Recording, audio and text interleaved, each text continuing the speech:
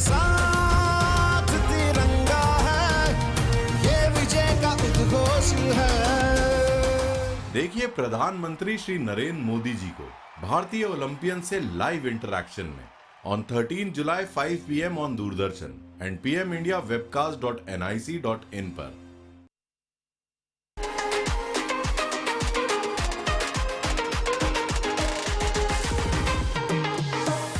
Even 15 years of YouthNet, we started in 2006, it's been a long journey. Every day still a learning process. When we look at our journey, definitely over 1 lakh young people we have impacted and we have worked with in different capacity.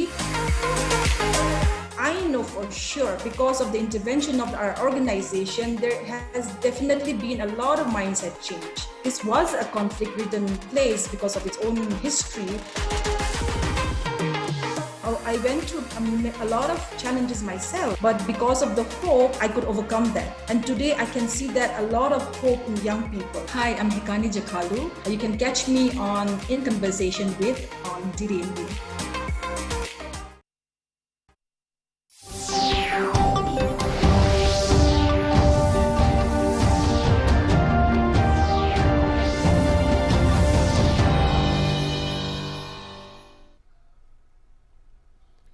प्रधानमंत्री नरेंद्र मोदी पूर्वोत्तर राज्यों में Covid की स्थिति की कर रहे हैं समीक्षा। असम, मेघालय, मिजोरम सहित 8 राज्यों के मुख्यमंत्रियों के साथ वीडियो कॉन्फ्रेंसिंग के जरिए कोरोना की ताजा स्थिति पर करेंगे संवाद।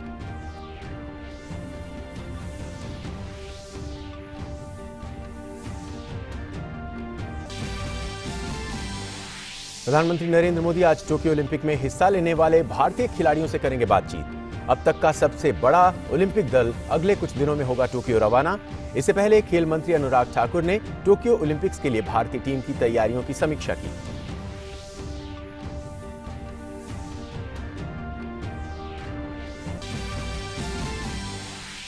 कोरोना के खिलाफ टीकाकरण का आंकड़ा हुआ 38 करोड़ 14 लाख के पार। पिछले 24 घंटों में 40 लाख से अधिक वैक्सीन की दिए गए डोज। देश में रिकवरी दर सुधरकर हुई 97.28%। कोवैक्सीन के आपातकालीन प्रयोग के लिए भारत बायोटेक ने जमा किए विश्व स्वास्थ्य संगठन को सभी दस्तावेज। जल्द ही मंजूरी मिलने की संभावना।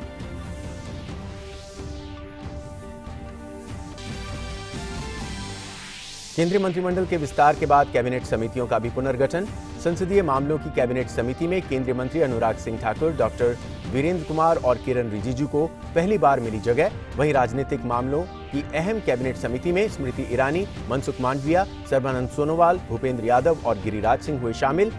अश्विनी वैष्णव, नारायण राणे और ज्योतिरादित्य सिंधिया निवेश और विकास समिति में पाया स्थान। हिमाचल प्रदेश में बाढ़ से भारी नुकसान से 2 की मौत। कांगड़ा में 100 से ज्यादा लोगों को बचाया गया। राज्य में राहत और बचाव कार्य तेजी से जारी। बिहार के बाढ़ प्रभावित इलाकों में भी राहत और बचाव अभियान जारी। वहीं दिल्ली में मानसून ने दी दस्तक।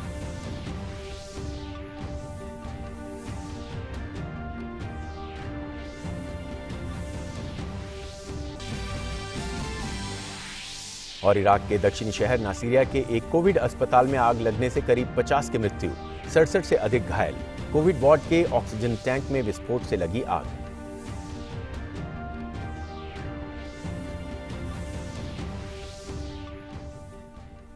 नमस्कार और आइए अब देखते हैं खबरों को विस्तार से। कोरोना के खिलाफ देश की जंग जारी है। हालांकि देश भर के अधिकतर हिस्सों में कोरोना मामलों की रफ्तार तेजी से कम हुई है, लेकिन महाराष्ट्र, केरल और पूर्वोत्तर के कई राज्यों में स्थिति अब भी चिंताजनक बनी हुई है।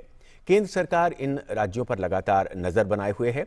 कोरोना की रोकथाम के लिए इन राज्यों को समय समय पर दिशा निर्देश भी जारी किए जाते रहे हैं। प्रधानमंत्री नरेंद्र मोदी आज वीडियो कॉन्फ्रेंस के जरिए पूर्वोत्तर के असम, नागालैंड, त्रिपुरा, सिक्किम, मणिपुर, मेघालय, अरुणाचल प्रदेश और मिजोरम के मुख्यमंत्रियों के साथ वीडियो कॉन्फ्रेंसिंग के जरिए कोरोना की ताजा स्थिति पर संवाद करेंगे।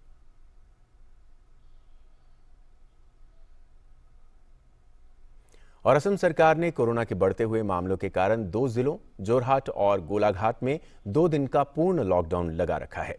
इन 2 पड़ोसी जिलों में 7 जुलाई को घोषित पाबंदियों को और सख्त कर दिया गया है। जोरहाट में दवा, वेटनरी क्लिनिक, दवा और अखबार पहुंचाने के अलावा सभी अन्य गतिविधियों पर कल से पाबंदी लगी हुई है।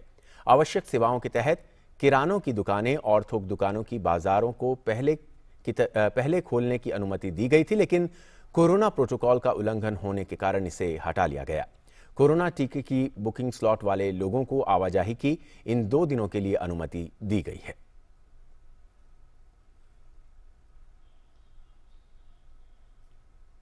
और आइए अब देखते हैं टोक्यो ओलंपिक्स में जाने वाले भारतीय दल से जुड़ी खबरें।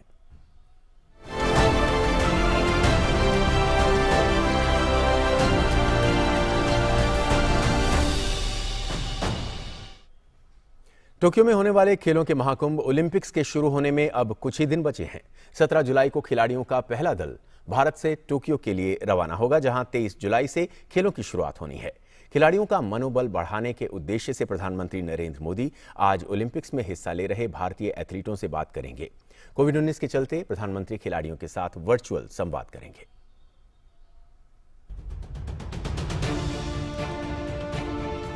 भारतीय एथलीट कुछ ही दिन में टोक्यो ओलंपिक के लिए रवाना होने वाले हैं। ऐसे में पूरा देश अपने खिलाड़ियों को चीयर कर रहा है। प्रधानमंत्री नरेंद्र मोदी भी खिलाड़ियों का हौसला बढ़ाने के उद्देश्य से मंगलवार को ओलंपिक में हिस्सा लेने जा रहे भारतीय एथलीटों से बात करेंगे। कोविड-19 के चलते प्रधानमंत्री खिलाड़ियों के साथ वर्चुअल संवाद करेंगे। इस आयोजन में खेल मंत्री अनुराग ठाकुर, खेल राज्य मंत्री निशीथ प्रामाणिक और कानून मंत्री किरेन रिजिजू भी उपस्थित रहेंगे। प्रधानमंत्री ने खिलाड़ियों के साथ बात करने की जानकारी ट्वीट के माध्यम से दी थी।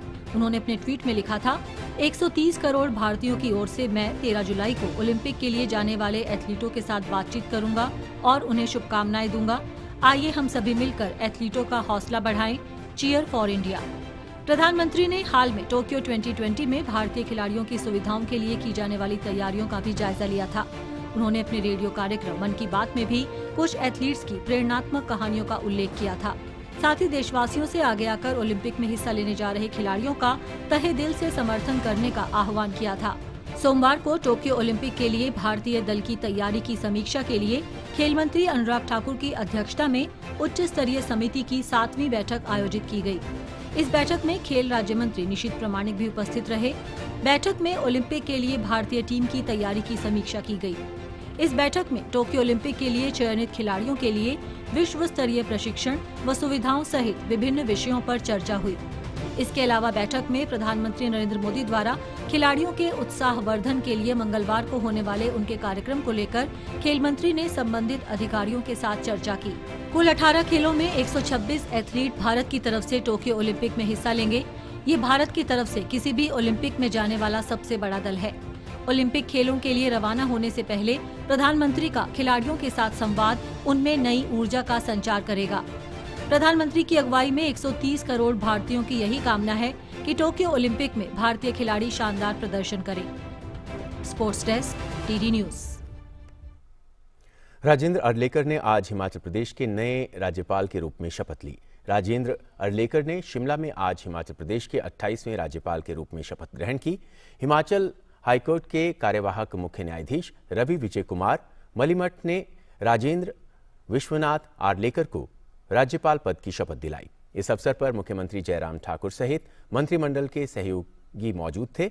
राज्यपाल नियुक्त होने से पहले राजेंद्र अर्लेकर गोवा विधानसभा के अध्यक्ष थे।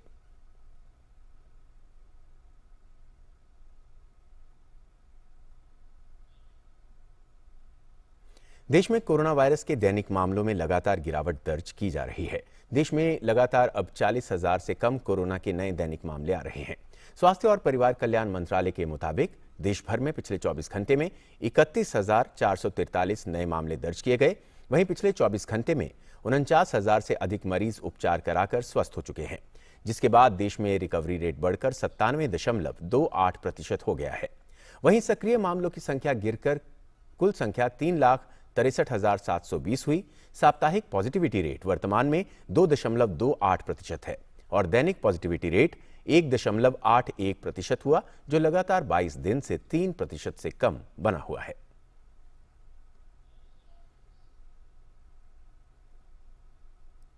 भारत कोविड-19 के खिलाफ लड़ाई को मजबूत करने के लिए दुनिया का सबसे बड़ा टीकाकरण अभियान चला रहा है।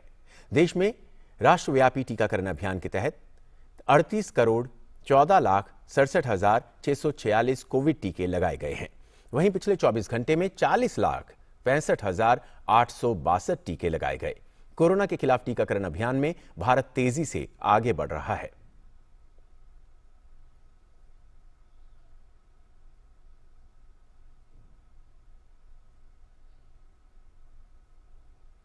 देश में कोरोना संक्रमण की जांच क्षमता में काफी वृद्धि हुई है। भारतीय चिकित्सा अनुसंधान परिषद ने बताया कि देश भर में 12 जुलाई तक कुल 43,40,58,138 नमूनों का परीक्षण किया गया, जिनमें 12 जुलाई को 17,40,325 नमूनों की जांच की गई। केरल में स्वास्थ्य विभाग एर्नाकुलम जिले में गर्भवती महिलाओं के लिए 15 जुलाई से 2 सप्ताह का विशेष टीकाकरण अभियान आयोजित करेगा। ऐसी महिलाएं पास के टीकाकरण केंद्र पर दोपहर 2 से 4 बजे तक टीका लगवा सकती हैं। टीकाकरण का विशेष अभियान शुरू करने से पहले स्वास्थ्य कर्मियों को 3 दिन का प्रशिक्षण दिया जाएगा।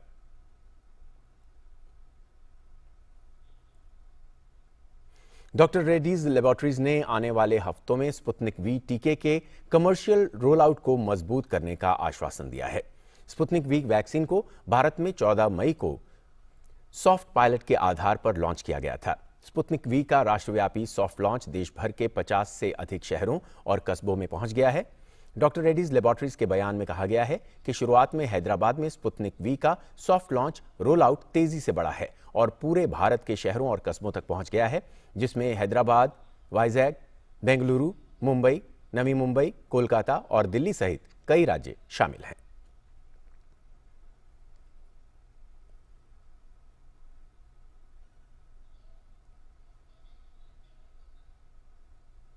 देश में चल रहे टीकाकरण के बीच वैक्सीन निर्माता कंपनी भारत बायोटेक ने सोमवार को बड़ी जानकारी दी है। कंपनी ने कहा है कि कोवैक्सीन के आपातकालीन उपयोग सूची EUL के लिए आवश्यक सभी दस्तावेज विश्व स्वास्थ्य संगठन को 9 जुलाई तक जमा कर दिए गए हैं। भारत बायोटेक की अध्यक्ष और प्रबंध निदेशक डॉक्टर कृष्णा इल्ला ने उम्मीद जताई कि जल्द ही कोवैक्सीन को विश्व स्वास्थ्य संगठन से EUL की मंजूरी मिल जाएगी।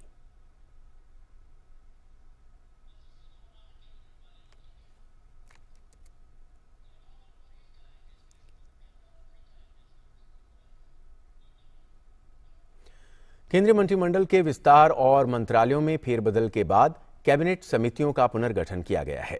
इन अहम मंत्रिमंडलीय समितियों में नए और युवा मंत्रियों को जगह मिली है। संसदीय मामलों की कैबिनेट समिति में अनुराग सिंह ठाकुर, डॉक्टर वीरेंद्र कुमार और किरण रिजिजू को पहली बार जगह मिली है। वहीं राजनीतिक मामलों की अहम कैबिनेट समिति में स्मृति ईरानी, मनसुख मांडविया, सर्बानंद सोनोवाल, भूपेंद्र यादव और गिरिराज सिंह को जगह मिली है। इसी तरह निवेश और विकास को लेकर बनी कैबिनेट समिति में अश्विनी वैष्णव, नारायण राणे और ज्योतिरादित्य सिंधिया को जगह मिली है। राष्ट्रीय राजधानी दिल्ली और आसपास के इलाकों में आज सुबह मॉनसून ने दस्तक दे दी है। दिल्ली के कई इलाकों में झमाझम बारिश हो रही है। मौसम विभाग की दिल्ली में बारिश को लेकर हो रही चूक के बीच आज राजधानी दिल्ली के कई इलाकों के अलावा गुड़गांव और फरीदाबाद में सुबह दक्षिण पश्चिमी मानसून के कारण बारिश हुई। पिछले 2-3 दिनों से मानसून के आने की स्थिति बनी हुई थी, लेकिन दिल्ली को छोड़कर दिल्ली के आसपास के कई इलाकों में बारिश हो रही थी। मौसम विभाग ने दिल्ली में आज के लिए हल्की बारिश के आसार के साथ आमतौर पर बादल छाए रहने का अनुमान जताया है। दिल्ली में आज सुबह हुई भारी बारिश से कई इलाकों में जल जमाव की स्थिति बन गई, जिससे कि लोगों को आने जाने में परेशानी का सामना करना पड़ रहा है। मौसम विभाग के अनुसार दिल्ली में आज सुबह 7 बजे से 8:30 बजे के बीच सफदरजंग में 2.5 मिलीमीटर, आयानगर में 1.3 मिलीमीटर, पालम में 2.4 मिलीमीटर, लोधी रोड में 1.9 मिलीमीटर और रिज इलाके में 1 मिलीमीटर बारिश दर्ज की गई। साथ ही मौसम विभाग ने बताया कि पिछले 19 सालों में दिल्ली में सबसे देरी से मानसून आया है। वहीं हिमाचल प्रदेश में भारी बारिश के चलते अचानक आई बाढ़ ने भारी तबाही मचाई है। प्रशासनिक टीमों की तरफ से बचाव और राहत के काम जारी हैं। राज्य के आपदा प्रबंधन प्राधिकरण ने बताया कि प्राकृतिक आपदा के कारण 2 लोगों की मौत हो गई है, जबकि 10 अभी भी लापता हैं और कांगड़ा जिले में अलग अलग जगह पर 20 लोग फंसे हुए हैं। बाढ़ प्रभावित बोह गांव में 4 लोगों को बचाकर सुरक्षित स्थान पर पहुंचाया गया है, जबकि त्रिकुंड के ट्रैकिंग स्थल से कुछ परिवारों और 80 छात्रों समेत 100 से ज्यादा लोगों को बचाया गया है। प्राधिकरण के मुताबिक बाढ़ के चलते कुछ 11 घर और कई गाड़ियों को नुकसान पहुंचा है। कई जगहों पर बिजली आपूर्ति बाधित हो गई है।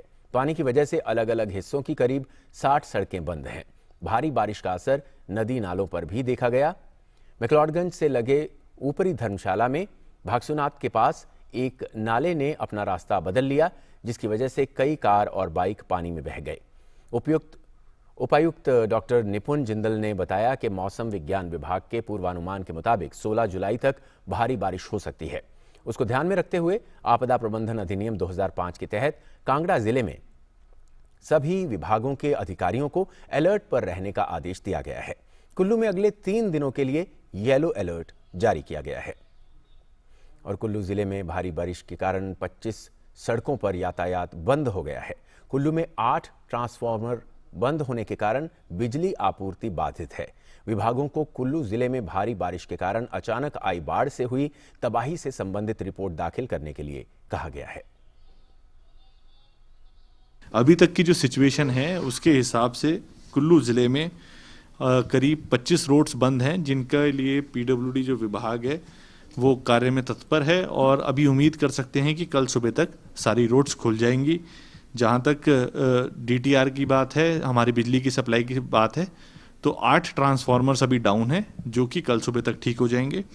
वाटर की सप्लाई पूरी तरीके से अभी तक ठीक है।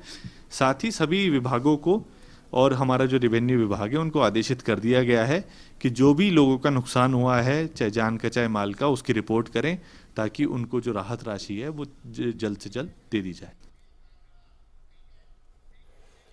और जयराम ठाकुर कांगड़ा में इस बारिश की वजह से जो हालात बने हैं उसका जायजा लेने के लिए जा रहे हैं। रेस्क्यू ऑपरेशन चला है। पिछले कल आदरणीय गृह मंत्री श्री अमित शाह जी से हमारी बातचीत हुई और बातचीत होने के बाद तुरंत उनने जो है एनडीआरएफ की टीम वहां पर भेजी है। वो रेस्क्यू ऑपरेशन में पिछले कल से जुटी हुई है, पिछले कल से लगी हुई है और पिछले कल बारिश के कारण थोड़ी उसमें बाधा रही, कठिनाई भी रही। आज सुबह 6 बजे से शुरू दोबारा कर दिया गया है रेस्क्यू ऑपरेशन और मैं उम्मीद करता हूं जो लोग जो जिनके बारे में अभी तक ये माना जा रहा है कि वो नहीं मिले हैं, मिसिंग हैं, तो उनको निकालने के लिए जो प्रयत्न किए जा सकते हैं, प्रयास किए जा सकते हैं, उसमें वो कामयाब होंगे। उसी प्रकार से सिरमौर डिस्ट्रिक्ट में भी जो हमारी गिरी नदी है उसमें 4 लोग बीच में एक टापू जैसा है जहाँ पर वो फंसे हुए सुरक्षित हैं वो, और उसके लिए भी हमने एनडीआरएफ को कम्युनिकेशन दे दिया है चंडीगढ़ के लिए कि उनको एयरलिफ्ट ही करना पड़ेगा, चारों तरफ पानी है। तो वो भी एक प्रयत्न उस दृष्टि से हिमाचल प्रदेश में वहाँ पर रेस्क्यू ऑपरेशन का हमारा चल रहा है। मैं खुद देख रहा हूँ जैसे मौसम थोड़ा ठीक होता है तो मैं खुद धर्मशाला जाने की कोशिश कर रहा हूँ, एक बार उस सारे हालात को देख करके आए। सर हम ये जानना चाहेंगे जिस तरह से मौसम विभाग की एक बात तो हिमाचल प्रदेश के मुख्यमंत्री जयराम ठाकुर ने भारी बारिश से हुई क्षति के बारे में बताया और इसे लेकर चिंता भी प्रकट की। उन्होंने प्रदेशवासियों और पर्यटकों से खराब मौसम के मद्देनजर सावधानी बरतने की अपील की है। उन्होंने लोगों को नदी नालों एवं भूस्खलन संभावित स्थानों के करीब जाने से भी मना किया है। साथ ही उन्होंने बताया कि राहत और बचाव कार्य जोर शोर से चल रहे हैं। जहां भी जो लोग फंसे हुए हैं उन्हें निकालने के लिए पर्याप्त इंतजाम किए जा रहे हैं। और बिहार में बाढ़ की स्थिति लगातार गंभीर बनी हुई है। राज्य के नेपाल की तराई से लगे और उत्तरी बिहार के 10 जिले बाढ़ से प्रभावित हैं, जहां प्रशासन युद्ध स्तर पर राहत और बचाव के काम में लगा हुआ है। नेपाल के जल ग्रहण क्षेत्र में हुई बारिश के कारण गंडक, बूढ़ी गंडक, बागमती, कोसी, कमला बलान सहित अधवारा समूह की नदियों का जलस्तर में वृद्धि हुई है। ये नदियां प्रदेश के 15 से अधिक स्थानों पर खतरे के निशान से ऊपर बह रही हैं। बाढ़ और इससे जुड़े हादसों में राज्य में अब तक कम से कम 8 लोगों की जानें गई हैं।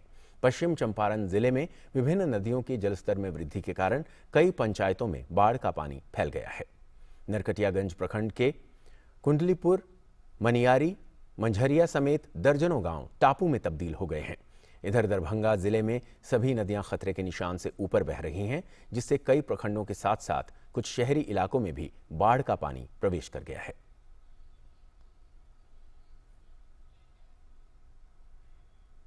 प्रधानमंत्री नरेंद्र मोदी 25 जुलाई को आकाशवाणी पर मन की बात कार्यक्रम में देश विदेश के लोगों के साथ अपने विचार साझा करेंगे। मासिक रेडियो कार्यक्रम की ये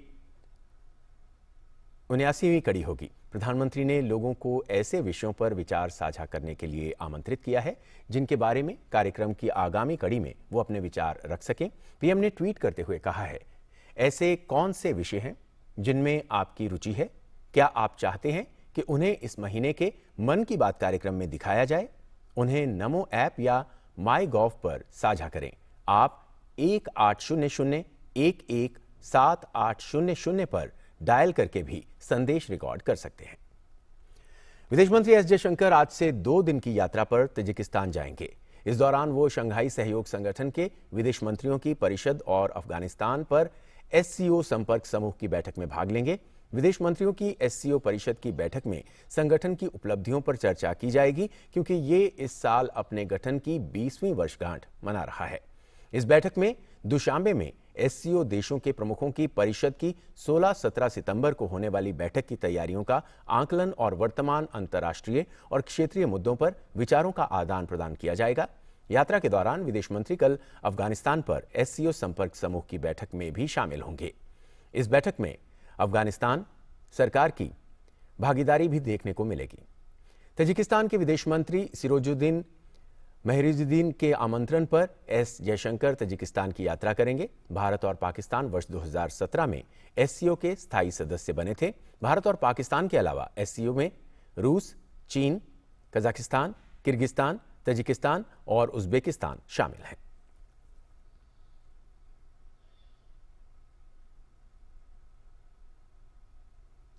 केंद्रीय शिक्षा मंत्री धर्मेंद्र प्रधान ने कहा है कि देश भर में मेडिकल की प्रवेश परीक्षा नीट परीक्षा 12 सितंबर को आयोजित की जाएगी। उन्होंने कहा कि आवेदन करने की प्रक्रिया आज शाम 5 बजे से नेशनल टेस्टिंग एजेंसी एनटीए की वेबसाइट पर शुरू हो जाएगी। एक ट्वीट में शिक्षा मंत्री ने कहा कि कोविड के मद्देनजर सुरक्षित दूरी के मानदंडों को ध्यान में रखते हुए देश भर के 198 शहरों में परीक्षा आयोजित की जाएगी। पिछले साल 155 शहरों में ये परीक्षा आयोजित की गई थी। उन्होंने कहा कि इस साल परीक्षा केंद्रों की संख्या भी 3862 से बढ़ाई जाएगी। कोविड-19 के दिशा निर्देशों का पालन सुनिश्चित करने के लिए परीक्षा केंद्रों पर सभी उम्मीदवारों को फेस मास्क वितरित किए जाएंगे।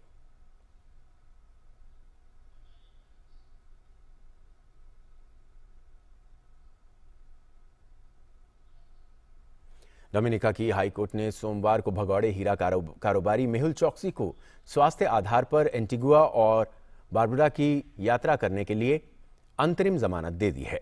अदालत ने कहा है कि जमानत केवल एंटीगुआ में इलाज कराने के लिए दी गई है। ये जमानत तब तक के लिए दी गई है जब ये प्रमाणित नहीं हो जाता कि वो यात्रा करने के लिए स्वस्थ हैं। इसके बाद उसे डोमिनिका लौटना होगा। हीरा कारोबारी मेहुल चोकसी 13,500 करोड़ रुपए के पंजाब नेशनल बैंक धोखाधड़ी मामले में भारत में वांटेड है।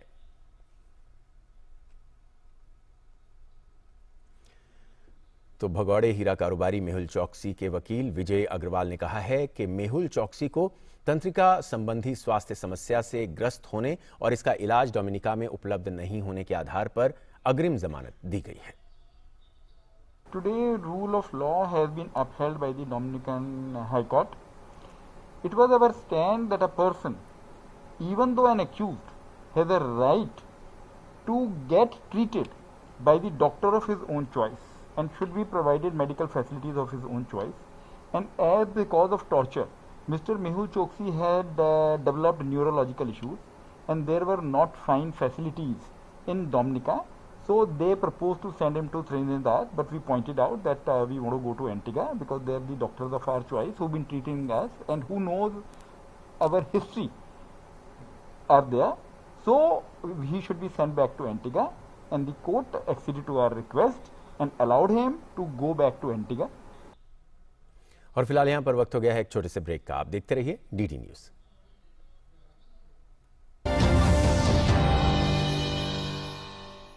अब कैसी भी आपदा हमारी फसल पे आ जाए, क्षति होने पर हमारे दावों का उचित भुगतान मिलता है, क्योंकि हमने लिया है प्रधानमंत्री फसल बीमा। बुआई से फसल कटाई तक हर जोखिम का दावा, न्यूनतम प्रीमियम पर अधिकतम भुगतान का वादा। योजना से हर साल जुड़ रहे हैं 5 करोड़ से ज्यादा किसान। अब आपकी है बारी। नजदीकी कृषि कार्यालय, सहकारी समिति, बैंक शाखा, अधिकृत बीमा कंपनी या जन सेवा केंद्र में स्वेच्छा से करा सकते हैं पंजीकरण। फसल बीमा पोर्टल या फसल बीमा ऐप द्वारा भी किया जा सकता है पंजीकरण। प्रधानमंत्री फसल बीमा योजना, आपकी फसलों का संपूर्ण सुरक्षा कवच। कृषि एवं किसान कल्याण मंत्रालय, भारत सरकार।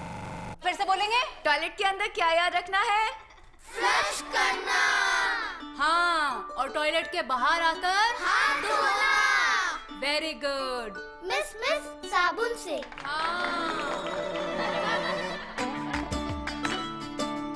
आंगनवाड़ियों को आधुनिक बनाकर, पक्के शौचालय और स्वच्छ पानी उपलब्ध कराकर एक हो रही है हर किसी की कहानी। नंदघर बाय वेदांता, देश की जरूरतों के लिए।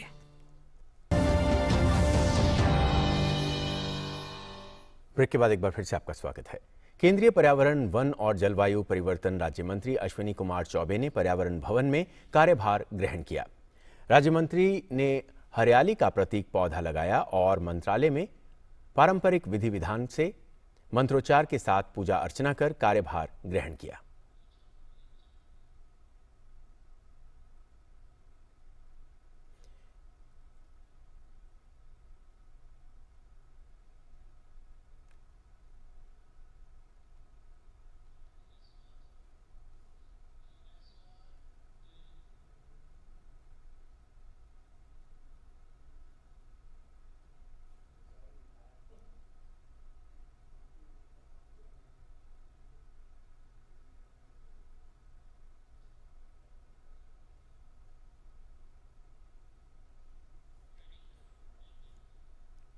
और केंद्रीय राज्य मंत्री अश्विनी कुमार चौबे से पीडीएस प्रणाली में पारदर्शिता लाने व जलवायु परिवर्तन के मुद्दे पर बात की हमारे संवाददाता ओपी यादव ने। हमारे साथ केंद्रीय उपभोक्ता मामले, सार्वजनिक वितरण और जन वितरण प्रणाली से जुड़े मंत्रालय के नए मंत्री अश्विनी कुमार चौबे जी हैं। इन्होंने स्वास्थ्य मंत्रालय में बतौर राज्य मंत्री बखूबी जिम्मेदारी निभाई।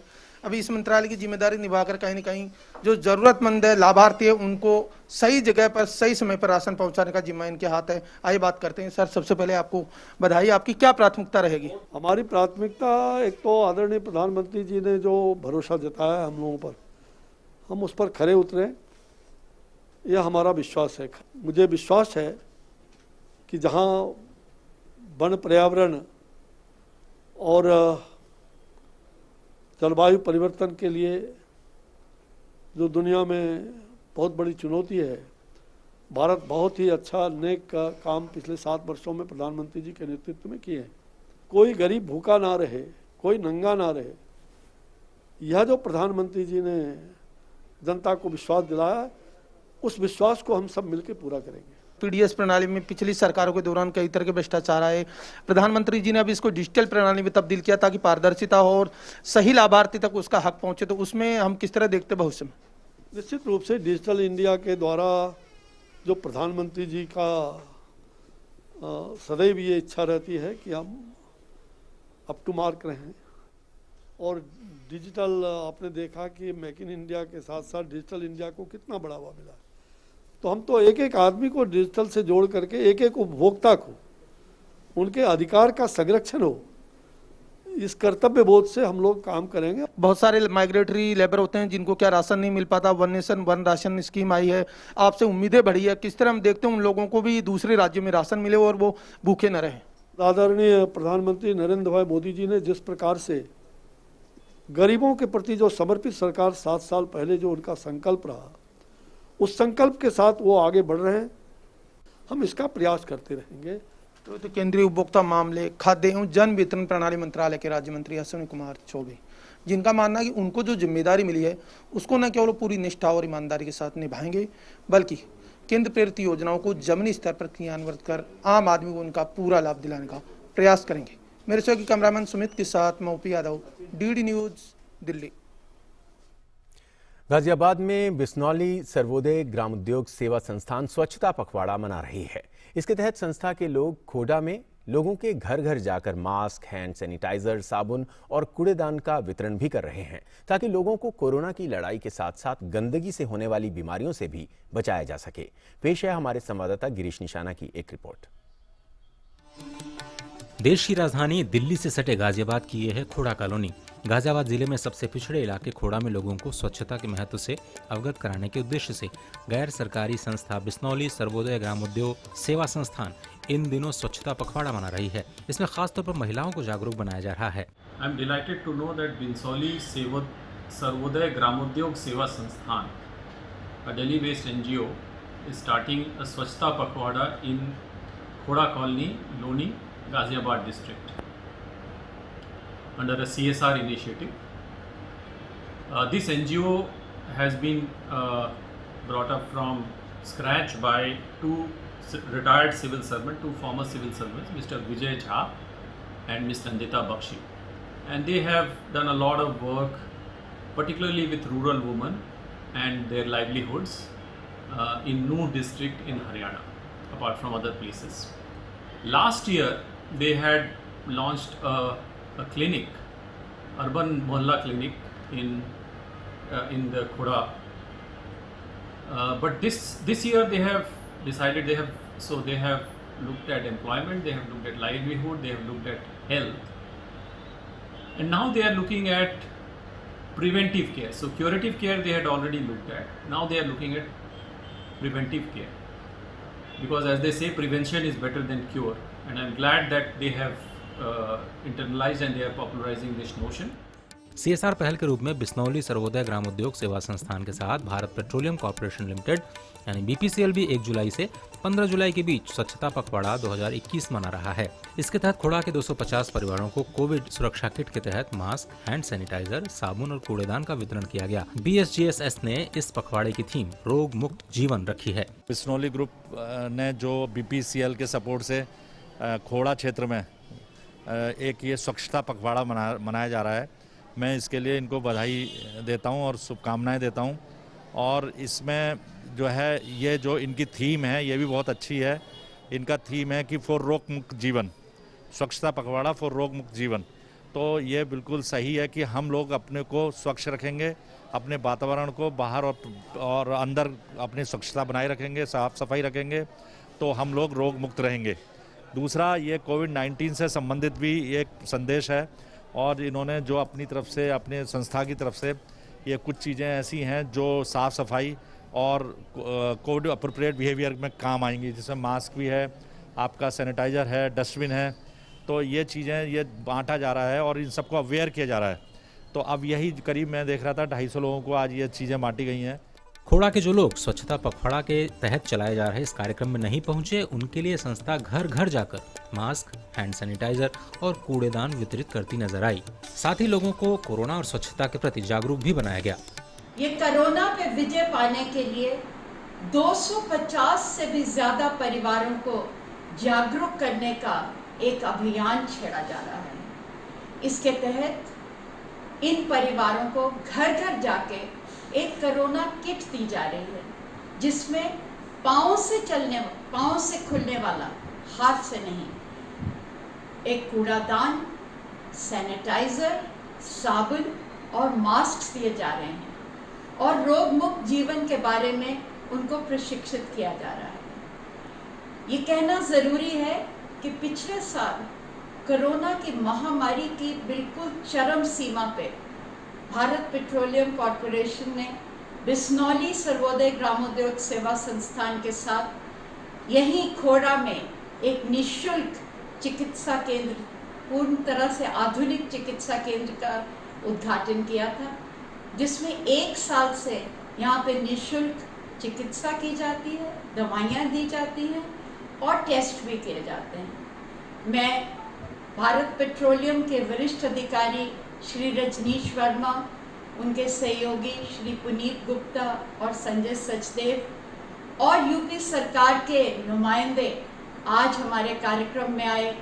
गाजियाबाद के chief medical officer doctor NK Gupta, जिनके मार्गदर्शन में ये कार्यक्रम हो रहा है स्वास्थ्य संबंधी, उनका हार्दिक अभिनंदन करती हूँ और धन्यवाद करती हूँ। गौरतलब है कि बिश्नौली सर्वोदय ग्रामोद्योग सेवा संस्थान एक गैर सरकारी संस्था है जो कि पिछले 2 दशकों से दिल्ली, उत्तर प्रदेश, पंजाब और हरियाणा समेत कई राज्यों में महिला सशक्तिकरण और स्वास्थ्य के कार्यों में कार्यरत है। गिरीश निशाना, डीडी न्यूज, खोड़ा, गाजियाबाद। राजस्थान का केवलादेव राष्ट्रीय उद्यान आक्रामक विदेशी प्रजातियों से बड़े खतरे का सामना कर रहा है। भरतपुर के वन उपसंरक्षक मोहित गुप्ता ने माना कि आक्रामक विदेशी प्रजातियां पार्क के पारिस्थितिकी तंत्र के लिए एक सबसे बड़ा खतरा है। उन्होंने कहा कि इससे निपटने के लिए एक दीर्घकालिक प्रक्रिया पर काम किया जा रहा है। हमारे संवाददाता तपस भट्टाचार्य ने अभयारण्य की सुरक्षा के लिए किए जा रहे कार्यों के संबंध में डीसीएफ मोहित गुप्ता से बात की। इस वक्त मेरे साथ मौजूद है deputy conservator of forest Bharatpur bird sanctuary के मोहित गुप्ता, जो बताएंगे कि क्या क्या कदम लिए गए हैं इस वक्त इस बर्ड सेंचुरी को बचाने में, खासतौर से पैंडेमिक के समय। मोहित, बहुत बहुत शुक्रिया हमसे बात करने के लिए। सबसे पहले हमें ये बताइए कि पैंडेमिक के समय क्या क्या आपने काम किया है खासतौर से इस बर्ड सेंचुरी के लिए। देखिए, केवलादेव राष्ट्रीय उद्यान में पिछले 1-1.5 साल में जब मल्टीपल टाइम्स लॉकडाउन्स लगे हैं, तो हमने नरेगा की जो स्कीम है, महात्मा गांधी नरेगा स्कीम के तहत लेबर से हमने काम करवाना शुरू किया और उसमें हमने ज़्यादा काम लेकर हैबिटाट इम्प्रूवमेंट के वर्क्स करवाए। लगभग 600 से 650 लेबर डेली इस पार्क में काम कर रहे थे, जिसमें वेटलैंड के अंदर डीसिल्टिंग का काम है, प्रोसोपिस जूलीफ्लोरा जो विलायती बबूल है उसके रिमूवल का काम है, और ग्रासलैंड्स जो हैं ग्रासलैंड के मैनेजमेंट का काम है। तो इससे हमें काफ़ी फ़ायदा मिला। आसपास के गांवों में हमारा नाम भी अच्छा हुआ है, लोगों ने जंगल को और अच्छा माना है। इसके अलावा इस समय में लोगों को सपोर्ट मिला है जो कि सरकार की स्कीम के अनुरूप है। जो बर्ड सेंचुरी है, भरतपुर बर्ड सेंचुरी, ये बहुत ही अहम हिस्सा है सेंट्रल एशियन फ्लाईवे का और माइग्रेटरी स्पीसीज़ के लिए भी। तो उनके लिए क्या क्या कदम उठाए जा रहे हैं? हाँ, सेंट्रल एशियन फ्लाईवे के में नॉर्थ इंडिया में ये एक सबसे इम्पॉर्टेंट साइट में से आती है। तो इसमें वेटलैंड को रिवाइव करने के लिए, उसको और अच्छा बेहतर करने के लिए हमने वेटलैंड में स्क्रैपिंग का कार्य शुरू किया है। स्क्रैपिंग से हमारा मतलब है कि हम लगभग 5 से 6 इंच ऊपर की जो मिट्टी है उसको हटाते हैं, ये डीसिल्टिंग भी कह सकते हैं इसको। उससे तालाबों की गहराई वापस बन जाती है, जिससे कि मछलियाँ अच्छी बचती हैं और पक्षी ज़्यादा आने की उम्मीद रहती है। और जो मिट्टी उसमें से निकलती है, उस मिट्टी से हमने रोड्स, ट्रेल्स काफ़ी रिपेयर करें, तो उससे इनडायरेक्ट सरकारी खर्चा भी बच गया, जो कि बाहर से अगर मिट्टी ला के हम रिपेयर करते थे। तो ये दोनों चीज़ें हम वेटलैंड में कर रहे हैं। इसके अलावा वेटलैंड के अंदर माउंट्स की रिपेयरिंग होती है, हैबिटाट स्ट्रक्चर को मेंटेन होता है, और जो देसी बबूल के पेड़ हैं जिन पे ये पक्षी घोंसले बनाते हैं, उनको हम सीड सोइंग से उगा रहे हैं। इसके बारे में एक इंफॉर्मेशन जैसे होता है, यहाँ पे हमने देखा बहुत बर्ड सेंचुरी में कि इंफॉर्मेशन बहुत अच्छे से दिया जाता है। तो वेटलैंड्स और इसके बारे में कोई और आप लोग एडुकेटिव मेजर्स आप ले रहे हैं? हाँ जी, तो इसमें माननीय मुख्यमंत्री जी की बजट घोषणा में इस वेटलैंड को एक वेटलैंड बर्ड्स कंजर्वेशन सेंटर के रूप में विकसित करने की घोषणा इस साल की गई है। उसके तहत हमने काम शुरू किया है। तो अगले आने वाले 1 से 1.5 साल में यहाँ पर हम काफ़ी नई चीज़ें लाएंगे, जिससे कि खासकर स्कूली बच्चे, हमारे सरकारी स्कूलों में पढ़ने वाले बच्चों को लोकल लैंग्वेजेस में पक्षियों की, पेड़ों की, पर्यावरण की अच्छी जानकारी मिले और ऑनलाइन माध्यम से भी मिले। हम एक ओपन रिसर्च डेटा सेंटर भी प्लान कर रहे हैं। उसमें जो रिसर्चर्स होते हैं, कुछ इंडिपेंडेंट रिसर्चर भी हैं देश में, उन्हें पक्षियों पे डाटा वगैरह यहाँ से पूरे इंडिया का मिलने की उम्मीद है, अगर ऐसा कर पाए तो। बहुत बहुत शुक्रिया हमसे बात करने। तो ये थे मोहित गुप्ता, जो बता रहे थे कि क्या क्या नए इंतज़ाम किए गए हैं ख़ास तौर से भरतपुर बर्ड सेंचुरी को 21st सेंचुरी में ढालने में और इसको बचा के रखने में। मैं तापस भट्टाचार्य, भरतपुर बर्ड सेंचुरी से, दूरदर्शन समाचार के लिए। प्रधानमंत्री नरेंद्र मोदी जब से वाराणसी के सांसद बने हैं, तब से लगातार विकास कार्य तेज गति से जारी हैं। विकास की इस कड़ी में ट्रैफिक की समस्या से निजात पाने के लिए शहर के भीड़ भाड़ वाले इलाकों में मल्टी लेवल पार्किंग का निर्माण किया जा रहा है। देखिए हमारे वाराणसी संवाददाता की ग्राउंड रिपोर्ट। वाराणसी में ट्रैफिक की यह समस्या पूरे शहर के भीड़ भाड़ वाले इलाकों में है। इसीलिए गोदौलिया चौराहे के अलावा बेनियाबाग और टाउन हॉल में भी मल्टी लेवल पार्किंग का काम चल रहा है, जबकि गोदौलिया मल्टी लेवल पार्किंग का कार्य बहुत जल्द पूरा हो जाएगा। वाराणसी में जो ट्रैफिक का लोड होता है उसको रिड्यूस करने के लिए, ताकि ट्रैफिक सड़क पे खड़े ना हो, बहुत पार्किंग का निर्माण कराया जा रहा है। और मुख्य रूप से जहां हमारा कंजेस्टेड शहर है, जहां पुराना हमारा ट्रेड सेंटर चौक के आसपास का है, वहीं पे इन पार्किंग का निर्माण किया जा रहा है। गोदौलिया स्थित जो 2 व्हीलर पार्किंग है वो स्मार्ट सिटी से बनाई जा रही है, CPWD ने बनाई है। वो अभी विद इन ए मंथ चालू हो जाएगी। उसका काम फिनिशिंग का चल रहा है। लिफ्ट आदि का कार्य लगभग अपना कंप्लीशन में है। बाकी सारे कार्य आंतरिक मेजर इंफ्रास्ट्रक्चर के उसमें पूरे हो गए हैं। कुल मिला के इस साल के अंत तक तीनों पार्किंग वाराणसी के पुराने एरिया में शुरू हो जाएंगी, तो ट्रैफिक का लोड सड़क पे घटेगा और जो जाम की समस्या है वो समाप्त होगी। इस तरह के विकास कार्य पूरे शहर में देखने को मिल रहे हैं, जिनमें स्वच्छता से लेकर ट्रैफिक की समस्या से निजात शामिल है। उम्मीद है कि इन पार्किंग के बन जाने पर शहर के भीड़ भाड़ वाले इलाकों में लोगों को काफी राहत होगी। यह गोदौलिया चौराहे पर बन रहा मल्टी लेवल पार्किंग है।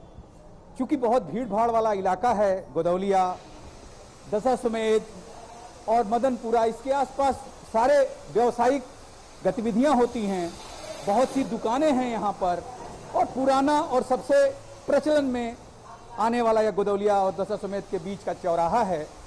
इस पर मल्टी लेवल पार्किंग होने से जो दूर से लोग आएंगे, जो व्यापारी हैं, जो दुकानदार हैं, उनको फायदा होगा, क्योंकि बहुत ही ज़्यादा संख्या में कई तल में गाड़ियां खड़ी की जा सकेंगी। कैमरा पर्सन पूजा सिंह के साथ doctor Ritesh Bahadur Singh Gautam, GD news, Godowlia चौराहा, वाराणसी। उत्तर प्रदेश के मुख्यमंत्री योगी आदित्यनाथ ने आज जनता दरबार में लोगों से मुलाकात की। इस दौरान मुख्यमंत्री ने लोगों की समस्याएं सुनी।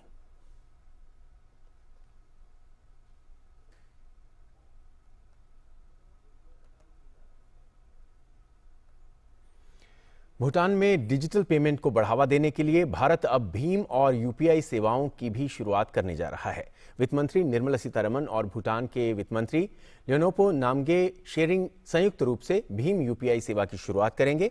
वित्त राज्य मंत्री भागवत किशनराव कराड, भूटान के रॉयल मॉनेटरी अथॉरिटी के गवर्नर दाशो पिंजोर, वित्तीय सेवा विभाग के सचिव देवाशीष पांडा, भूटान में भारत की राजदूत रुचिरा कंबोज, भारत में भूटान के राजदूत जनरल वेतसोप नामग्याल, NPCI के MD और CEO दिलीप असबे के अलावा भारत और भूटान के कई वरिष्ठ अधिकारी इस कार्यक्रम में मौजूद रहेंगे। भारत ने अपने नेबरहुड फर्स्ट पॉलिसी के तहत भूटान के लिए डिजिटल सेवाओं में मदद करने का फैसला लिया है। इससे पहले रुपे कार्ड का सफलतापूर्वक लॉन्चिंग की जा चुकी है। भूटान ने भी भारत के NPCI के साथ मिलकर अंतर्राष्ट्रीय QR कोड बनाया है, जिससे अंतर्राष्ट्रीय लेन देन को सुगम और सस्ता बनाया जा सके। सिंगापुर के बाद भूटान दूसरा ऐसा देश है जहां पर रुपे कार्ड की शुरुआत की गई है। अब भूटान में लोग भीम ऐप के जरिए वित्तीय लेन देन कर सकेंगे। और आज सप्ताह के दूसरे कारोबारी दिन यानी मंगलवार को शेयर बाजार हरे निशान पर खुले। बॉम्बे स्टॉक एक्सचेंज का प्रमुख इंडेक्स सेंसेक्स 235.39 अंक यानी 0.45% की तेजी के साथ 52,608.08 के स्तर पर खुला। नेशनल स्टॉक एक्सचेंज का निफ्टी 73.90 अंक यानी 0.47% ऊपर 15,766.50 के स्तर पर खुला। आज सभी सेक्टर्स हरे निशान पर खुले। इनमें FMCG, media, IT, PSU bank, pharma, metal, auto, realty, private bank, pharma और फाइनेंस सर्विसेज शामिल हैं। विश्लेषकों ने राय जताई है कि IT क्षेत्र की प्रमुख कंपनियां इन्फोसिस और विप्रो के तिमाही नतीजों, वृहद आर्थिक आंकड़ों तथा वैश्विक संकेतों से इस सप्ताह शेयर बाजारों की दिशा तय होगी। इस सप्ताह इन्फोसिस और विप्रो के अलावा माइंट्री, टाटा एलेक्सी और HDFC AMC के तिमाही नतीजों की घोषणा होनी है। कृषि और प्रसंस्कृत खाद्य उत्पाद निर्यात विकास प्राधिकरण एपिडा ने किसान सहकारी समितियों और किसान उत्पादक संगठन FPO के निर्यात लिंकेज को मजबूत करने के लिए भारतीय राष्ट्रीय कृषि सहकारी विपणन संघ लिमिटेड नेफेड के साथ एक समझौता ज्ञापन पर हस्ताक्षर किए हैं। सहयोग के प्रमुख क्षेत्रों में एपिडा पंजीकृत निर्यातकों को नेफेड के माध्यम से लागू सभी सरकारी योजनाओं के तहत सहायता प्रदान प्राप्त करना शामिल है। समझौता ज्ञापन में प्रौद्योगिकी, कौशल, गुणवत्ता वाले उत्पादों और बाजार तक पहुंच जैसे मुद्दों को संबोधित करके सहकारी समितियों द्वारा निर्यात की स्थिरता और वृद्धि सुनिश्चित करने की भी परिकल्पना की गई है। एपिडा नेफेड द्वारा चिन्हित और प्रचारित सहकारी समितियों, एफपीओ, भागीदारों तथा सहयोगियों द्वारा निर्यात की सुविधा प्रदान करेगा। एपिडा और नेफेड भारत और विदेशों में आयोजित होने वाले B2B और B2C मेलों सहित वैश्विक व्यापार में किसान सहकारी समितियों की भागीदारी की सुविधा प्रदान करेंगे। इराक में दक्षिणी शहर नासिरिया में एक कोविड अस्पताल में आग लग गई है इराक के, और आग इतनी भीषण थी कि इसमें 44 लोगों की मौत हो गई और 67 लोग घायल हो गए। लगभग 20 से अधिक लोगों की हालत अभी भी गंभीर बताई जा रही है। आग बुझाए जाने के बाद उसके कारण का पता लगाया जा रहा है। मीडिया रिपोर्ट्स के अनुसार प्रारंभिक जांच में सामने आया है कि अस्पताल के कोविड-19 वार्ड के अंदर एक ऑक्सीजन टैंक में विस्फोट हुआ था, जिसके कारण आग लगी और इतना बड़ा हादसा हुआ।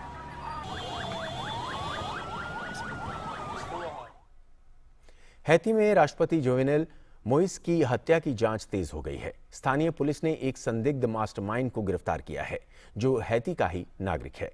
अधिकारियों का आरोप है कि इसी व्यक्ति ने मोइस को हटाने और बदलने के लिए भाड़े के सैनिकों को काम पर रखा था। पुलिस प्रमुख ने एक संवाददाता सम्मेलन में बताया कि गिरफ्तार किया गया 63 वर्षीय क्रिश्चियन इमैनुअल स्नोन नामक व्यक्ति जून की शुरुआत में किराए के सुरक्षा गार्डों के साथ एक निजी जेट से हैती गया था और राष्ट्रपति के रूप में पदभार ग्रहण करना चाहता था। जोवेनेल मोइस की 7 जुलाई की सुबह उनके घर पर गोली मारकर हत्या कर दी गई थी। बाद में हैती के अधिकारियों ने इसमें 26 कोलंबियाई और 2 हैती अमेरिकियों के शामिल होने की बात कही थी। हजारों क्यूबाई लोगों ने द्वीप की कम्युनिस्ट सरकार के खिलाफ दशकों से जारी विरोध प्रदर्शन में शामिल होकर असंतोष व्यक्त करना जारी रखा है। ये विरोध प्रदर्शन अपने आप में महत्वपूर्ण है, क्योंकि सरकार की आलोचकों को क्यूबा में कठोर दंड का सामना करना पड़ता है।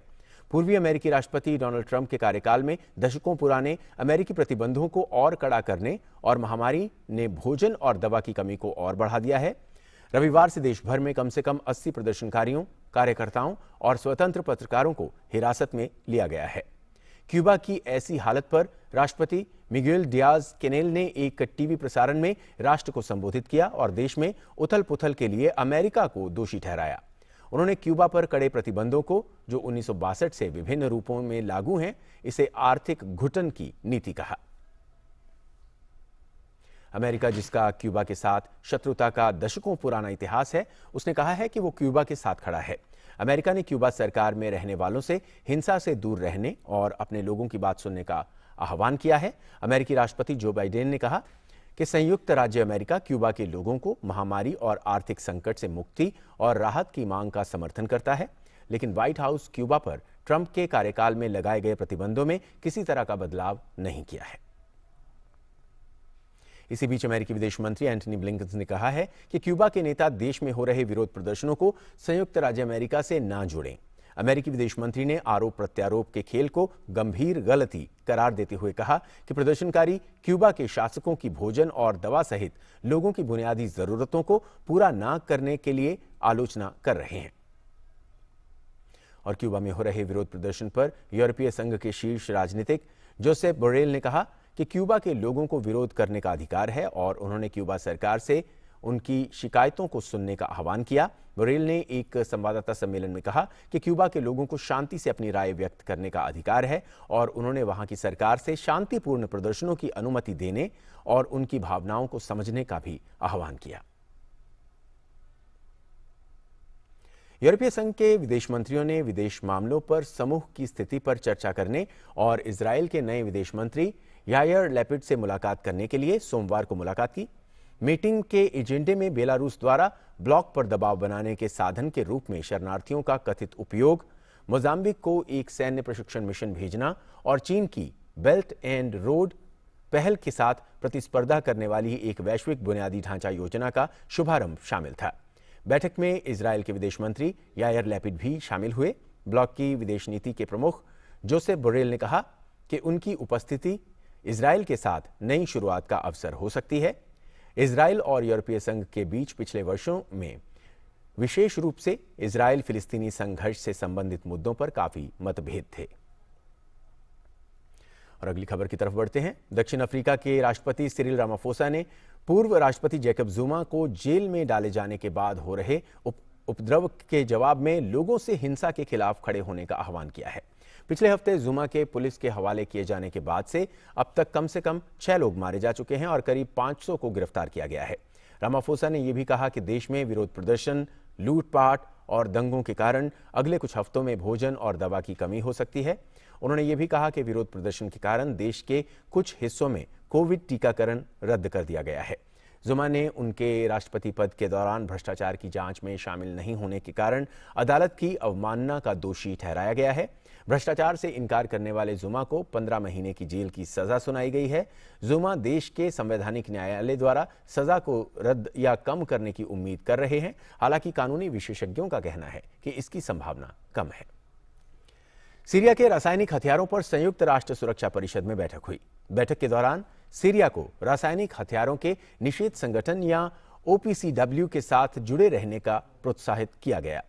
बैठक के दौरान नेताओं ने रासायनिक हथियार सम्मेलन के महत्व को दोहराया और इस तरह के सामूहिक विनाशकारी हथियारों के आतंकवादियों के हाथों में पड़ने की संभावना के प्रति आगाह किया। एक तेज गति वाला सौर तूफान लगभग 1.6 मिलियन किलोमीटर प्रति घंटे की गति से पृथ्वी की तरफ आ रहा है। नासा के अनुसार तूफान के आज पृथ्वी के चुंबकीय क्षेत्र से टकराने की आशंका है, जिससे दुनिया भर में बिजली आपूर्ति और संचार पर असर पड़ेगा। सूर्य के वातावरण में एक सौर चमक, जिसका पहली बार 3 जुलाई को पता चला था, लगभग 500 किलोमीटर प्रति सेकंड की अधिकतम गति से यात्रा कर सकती है। आने वाली लपटों से पृथ्वी के ऊपरी वायुमंडल में उपग्रहों के भी प्रभावित होने की आशंका है।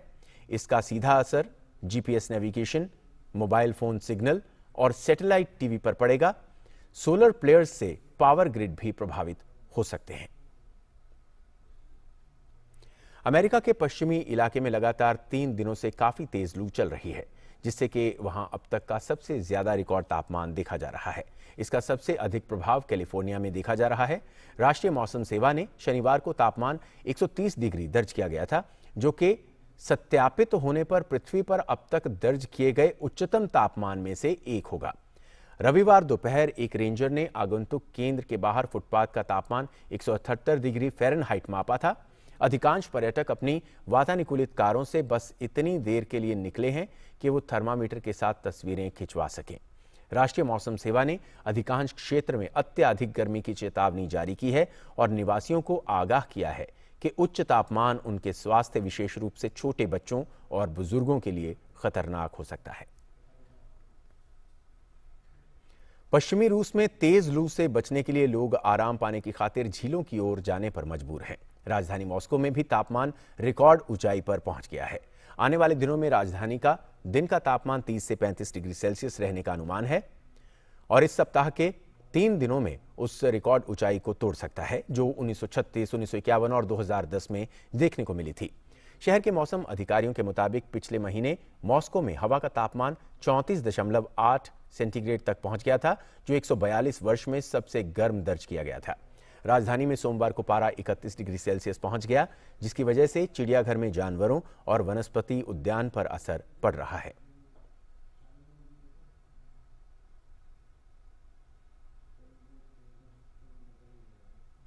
दुनिया भर में कोरोना संक्रमण के मामले 18 करोड़ 80 लाख से ज्यादा हो गए हैं। इस संक्रमण से अब तक 40,55,000 से ज्यादा लोगों की मौत हो चुकी है। हालांकि इलाज के बाद विश्व में 17 करोड़ 19 लाख से अधिक लोग स्वस्थ भी हो गए हैं। कोरोना से सबसे अधिक प्रभावित देशों में अमेरिका सबसे आगे है। अमेरिका में कोरोना संक्रमण के कुल मामलों की संख्या 3 करोड़ 47 लाख से अधिक है। अमेरिका में कोरोना के कारण मरने वालों का आंकड़ा 6,23,000 से अधिक है। ब्राजील में कोरोना संक्रमण के मामले 1 करोड़ 91 लाख से ज्यादा हो गए हैं। विश्व स्वास्थ्य संगठन के शीर्ष अधिकारियों का कहना है कि इस बात के पर्याप्त सबूत नहीं है कि कोरोना वायरस के टीके की तीसरी खुराक यानी बूस्टर शॉट्स की जरूरत है। WHO ने सोमवार को अपील करते हुए कहा कि अमीर देशों द्वारा बूस्टर के रूप में उपयोग किए जाने की बजाय इन टीकों को उन गरीब देशों के साथ साझा किया जाना चाहिए जिन्होंने अभी तक अपने लोगों का टीकाकरण नहीं किया है। WHO के महानिदेशक टेड्रोस एडनॉम घेब्रेयेसस ने कहा कि दुनिया में वैक्सीन असमानता लालच से प्रेरित है।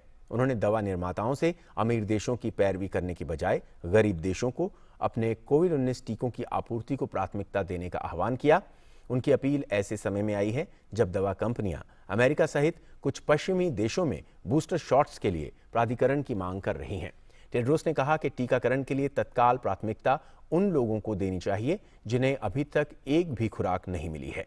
उन्होंने फाइजर और मॉडर्ना की वैश्विक स्तर पर टीकों को वितरित करने के लिए संयुक्त राष्ट्र समर्थित Covax, Africa vaccine acquisition task team और मध्य आय वाले देशों को वैक्सीन आपूर्ति करने का आह्वान किया।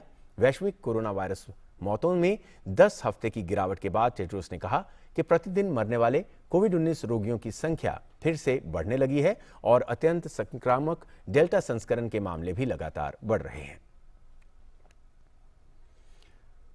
अमेरिका में जॉनसन एंड जॉनसन की वैक्सीन को लेकर फूड एंड ड्रग एडमिनिस्ट्रेशन ने चेतावनी जारी की है। संस्था ने कहा है कि इस वैक्सीन से दुर्लभ न्यूरोलॉजिकल स्थिति गुलियन बेरी सिंड्रोम का खतरा बढ़ सकता है। FDA के इस चेतावनी के बाद वैक्सीन को काफी बड़ा झटका लगा है।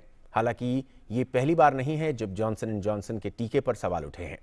इससे पहले खून के थक्के जमने की खबरें भी सामने आ चुकी हैं। न्यूयॉर्क टाइम्स की रिपोर्ट में जानकारों के हवाले से बताया गया है कि नियामकों ने पाया है कि इस तरह की स्थिति विकसित होने की संभावना कम है। वहीं अमेरिका की आम आबादी की तुलना में जॉनसन एंड जॉनसन की वैक्सीन प्राप्त करने वाले लोगों में इसकी संभावना 3 से 5 गुना ज्यादा दिखाई देती है। अधिकारियों को कंपनी का टीका लेने वाले लोगों में गुलियन बेरी सिंड्रोम के 100 संदिग्ध मामले मिले हैं। FDA ने जानकारी दी है कि इनमें से 95% मामलों को गंभीर माना जा रहा है और इन्हें अस्पताल में भर्ती होने की जरूरत है। अमेरिका में पूरी तरह वैक्सीन प्राप्त कर चुके करीब 1.28 करोड़ या लगभग 8% आबादी को जॉनसन एंड जॉनसन का डोज मिला है। इसके विपरीत 14.6 करोड़ लोगों का पूरा टीकाकरण फाइजर या मॉडर्ना की वैक्सीन से हुआ है। ब्रिटेन के प्रधानमंत्री बोरिस जॉनसन ने कोरोना वायरस के बढ़ते मामलों के बीच लोगों से सतर्क रहने का आग्रह किया है। ब्रिटेन में कोरोना वायरस के डेल्टा स्वरूप की वजह से हाल के हफ्तों में दैनिक मामलों की संख्या में बढ़ोतरी हुई है। दैनिक मरीजों की संख्या 30,000 से अधिक है, जो जनवरी के बाद सबसे ज्यादा है।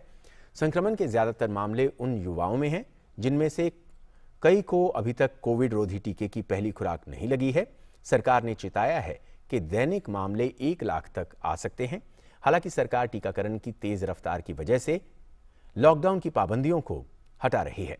रविवार तक देश की 69% आबादी को टीके की कम से कम पहली खुराक लग चुकी है, जबकि 52% जनसंख्या को दोनों खुराकें लगाई जा चुकी हैं। पूर्व भारतीय क्रिकेटर और 1983 विश्व विजेता टीम का हिस्सा रहे यशपाल शर्मा का निधन हो गया है। हार्ट अटैक आने की वजह से यशपाल शर्मा का निधन हुआ। उनकी उम्र 66 वर्ष थी। यशपाल शर्मा ने भारत के लिए कुल 37 टेस्ट मैच खेले थे, जिसमें उन्होंने करीब 34 की औसत से 1606 रन बनाए थे। वहीं कुल 42 वनडे मैच में यशपाल शर्मा ने 883 रन बनाए थे। यशपाल शर्मा साल 1983 में विश्व कप जीतने वाली टीम का भी अहम हिस्सा थे। वर्ल्ड कप में वेस्टइंडीज के खिलाफ खेले गए पहले मैच में यशपाल शर्मा ने 89 रन की शानदार पारी खेली थी, जिसमें टीम इंडिया को जीत हासिल हुई थी। मेरठ की रहने वाली एथलीट प्रियंका गोस्वामी ने मैदान पर पसीना बहाना शुरू किया और देखते ही देखते उनके घर पदकों का जखीरा इकट्ठा होने लगा। प्रियंका ने सबसे पहले वर्ष 2015 में रेस वॉकिंग की दुनिया में तिरुवनंतपुरम में आयोजित राष्ट्रीय चैंपियनशिप में कांस्य पदक जीता। इसके बाद उनका प्रदर्शन लगातार अच्छा जारी रहा और फेडरेशन कप में भी वो तीसरे स्थान पर रहते हुए कांस्य पदक जीतने में कामयाब रहीं। साल 2017 में दिल्ली में हुए नेशनल रेस वॉकिंग चैंपियनशिप में इस एथलीट ने कमाल करते हुए शीर्ष स्थान हासिल करते हुए गोल्ड मेडल जीता। अब वो ओलंपिक्स में पदक जीतने को बेताब हैं।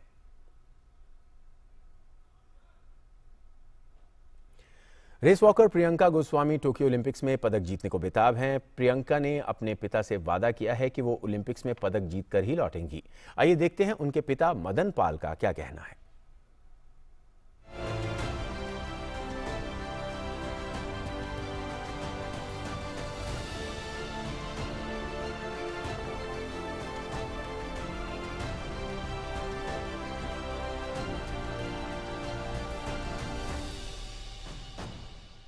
हमारी बेटी बहुत मेहनत करती है, जहाँ भी जाती है वहाँ से बगैर मेडल के कभी नहीं आई हमारी बेटी। ओलंपिक में मेरी गोल्ड मेडल मेरी बेटी लेकर आएगी और देश का नाम रोशन करेगी, अपने स्टेट का नाम रोशन करेगी, अपने गाँव का नाम रोशन करेगी। हमें ये उम्मीद है अपनी बेटी पे।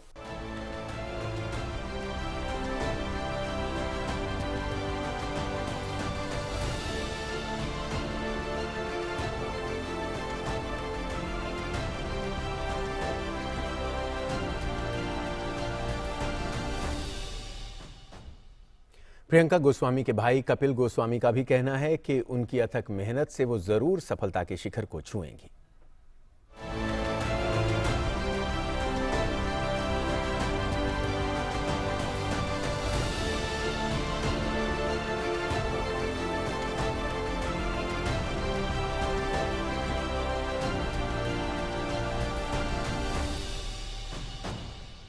ओलंपिक की बेस्ट तैयारी कर रही हैं। सुबह उठ जाती है, सुबह से ही करीबन दिन में 20 या 25 किलोमीटर ट्रेनिंग करती है। बहुत मेहनत कर रही है, शुरू से ही बहुत मेहनत करी है उन्होंने। अच्छा परफॉर्मेंस करेंगी, देश के लिए गोल्ड मेडल लाएंगी, हमारा नाम रोशन करेंगी, हमारे देश का नाम रोशन करेंगी। हम सबको यही उम्मीद है।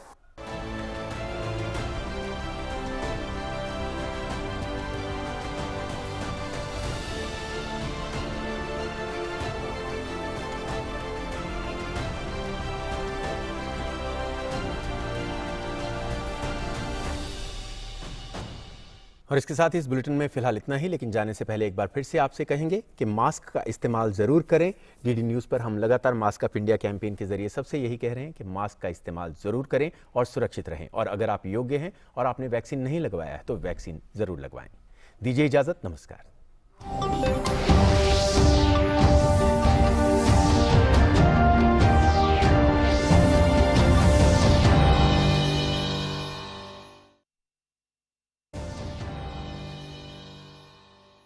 अब कैसी भी आपदा हमारी फसल पे आ जाए, क्षति होने पर हमारे दावों का उचित भुगतान मिलता है, क्योंकि हमने लिया है प्रधानमंत्री फसल बीमा। बुआई से फसल कटाई तक हर जोखिम का दावा, न्यूनतम प्रीमियम पर अधिकतम भुगतान का वादा। योजना से हर साल जुड़ रहे हैं 5 करोड़ से ज्यादा किसान। अब आपकी है बारी। नजदीकी कृषि कार्यालय, सहकारी समिति, बैंक शाखा, अधिकृत बीमा कंपनी या जन सेवा केंद्र में स्वेच्छा से करा सकते हैं पंजीकरण। फसल बीमा पोर्टल या फसल बीमा ऐप द्वारा भी किया जा सकता है पंजीकरण। प्रधानमंत्री फसल बीमा योजना, आपकी फसलों का संपूर्ण सुरक्षा कवच। कृषि एवं किसान कल्याण मंत्रालय, भारत सरकार।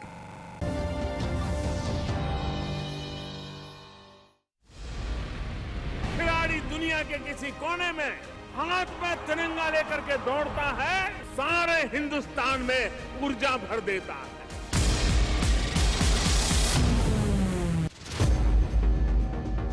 $130 करोड़ भारतीय लोगों की तरफ से प्रधानमंत्री नरेंद्र मोदी टोक्यो ओलंपिक में हिस्सा ले रहे खिलाड़ियों से करेंगे संवाद। आज स्पोर्ट्स एक ऐसा क्षेत्र बन गया है जो आज की दुनिया में देश की छवि का भी, देश की शक्ति का भी परिचय कराता है। और देंगे उन्हें शुभकामनाएं। 13 जुलाई 2021, आइए एक साथ मिलकर खिलाड़ियों का बढ़ाएं हौसला। देखिए शाम 5 बजे से डीडी न्यूज और डीडी इंडिया पर भारत एट टोक्यो 2020।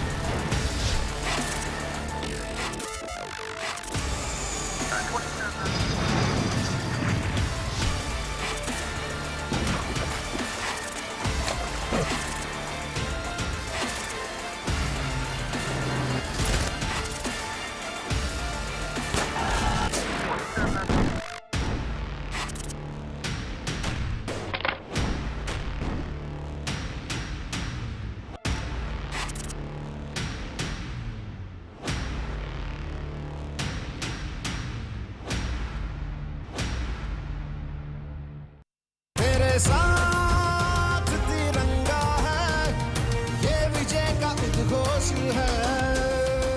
देखिए प्रधानमंत्री श्री नरेंद्र मोदी जी को भारतीय ओलंपियन से लाइव इंटरैक्शन में on 13 July 5 PM on Doordarshan and PM India webcast.nic.in पर।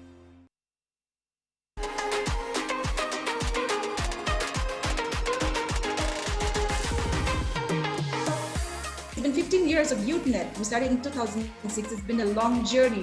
Every day is still a learning process. When we look at our journey, definitely over 1 lakh young people we have impacted and we have worked with in different capacity. I know for sure because of the intervention of our organization, there has definitely been a lot of mindset change. This was a conflict-ridden place because of its own history. I went through a lot of challenges myself, but because of the hope, I could overcome that. And today I can see that a lot of hope in young people. Hi, I'm Hekani Jakalu. You can catch me on In Conversation With on DDMB.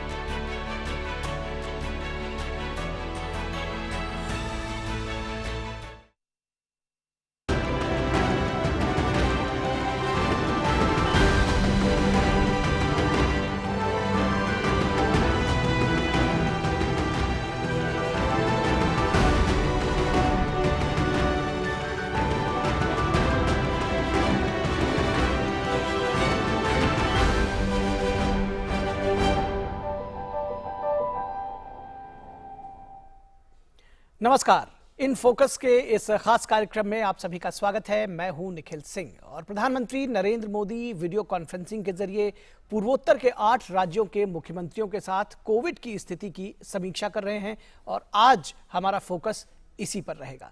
Covid काल में महामारी पर नियंत्रण के साथ साथ सरकार हर मोर्चे पर आम आदमी के साथ खड़ी है और इसी अहम क्रम में प्रधानमंत्री नरेंद्र मोदी आज पूर्वोत्तर के 8 राज्यों के मुख्यमंत्रियों से संवाद स्थापित कर रहे हैं। प्रधानमंत्री वीडियो कॉन्फ्रेंसिंग के जरिए पूर्वोत्तर के असम, नागालैंड, त्रिपुरा, सिक्किम, मणिपुर, मेघालय, अरुणाचल प्रदेश और मिजोरम के मुख्यमंत्रियों के साथ कोरोना की ताज़ा स्थिति की समीक्षा कर रहे हैं। इस दौरान मुख्यमंत्री भी अपने राज्यों की स्थिति की जानकारी प्रधानमंत्री को दे रहे हैं। किस तरह से कोविड की जो केसेस हैं उसको कम करने की जो कोशिश की जा रही है उस विषय में विस्तार से जानकारी दे रहे हैं और इस कार्य में क्या चुनौतियां आ रही हैं इसकी जानकारी भी प्रधानमंत्री को दी जा रही है। दरअसल पूर्वोत्तर के कुछ राज्यों में कोविड की स्थिति लगातार चिंताजनक बनी हुई है और यही वजह है कि प्रधानमंत्री इन 8 राज्यों आपसे जानना समझना चाहेंगे कि प्रधानमंत्री लगातार कोविड की स्थिति की जब बात आती है तो लीड फ्रॉम द फ्रंट, वो सामने से आकर के राज्यों को लगातार सलाह देते रहे, मशवरा देते रहे, दिशा निर्देश देते रहे और इस बात को ट्रैक भी करते रहे हैं कि किसी भी तरह से किसी भी राज्य में स्थिति खराब ना होने पाए। और अब बारी पूर्वोत्तर राज्यों की है जहां की स्थिति चिंताजनक बनी हुई है। जी बिल्कुल निखिल, देखिए और खास तौर पे इस लिहाज से ये बैठक बहुत ही अहम है। हम जानते हैं कि पूरे देश ने एक प्रभावी मुकाबला किया है कोविड से और स्थिति लगभग अगर केरल, महाराष्ट्र को छोड़ दिया जाए और पूर्वोत्तर राज्यों जिसके बारे में प्रधानमंत्री भी बैठक कर रहे हैं तो छोड़ दिया जाए तो एक तरह से स्थिति नियंत्रण में है। जो नॉर्मल गतिविधियां हैं वो चल रही हैं, लेकिन निश्चित तौर पर केरल, महाराष्ट्र के अलावा अब इस वक्त पूर्वोत्तर क्षेत्र के राज्य केंद्र के लिए चिंता का विषय बने हुए। चिंता की वजह ये भी है कि हम जानते हैं कि जो 10% से ज्यादा पॉजिटिविटी वाले जिले हैं उनको लेकर लगातार जो केंद्रीय स्वास्थ्य मंत्रालय या केंद्र सरकार की तरफ से लगातार दिशा निर्देश भी जारी किए गए हैं। उन पर ध्यान रखना बहुत जरूरी है, विशेषज्ञों का भी ऐसा मानना है। अभी जो मौजूदा स्थिति है, जो पूर्वोत्तर क्षेत्र के 8 राज्य हैं उनमें से अगर कहें तो जो देश के 10% से ज्यादा, 10% से ज्यादा केस पॉजिटिविटी रेट वाले जो जिले हैं उसमें से 60% जिले इन पूर्वोत्तर राज्यों से आते हैं। तो निश्चित तौर पर इस लिहाज से देखें तो एक चिंता का कारण जरूर है और पूर्वोत्तर क्षेत्र में स्वास्थ्य की स्थिति बेहतर हो, पूर्वोत्तर क्षेत्र कोरोना से प्रभावी तरीके से मुकाबला कर पाए, उसके लिए प्रधानमंत्री मुझे लगता है एक तरह से पूरी स्थिति की वो समीक्षा कर रहे हैं मुख्यमंत्रियों के साथ।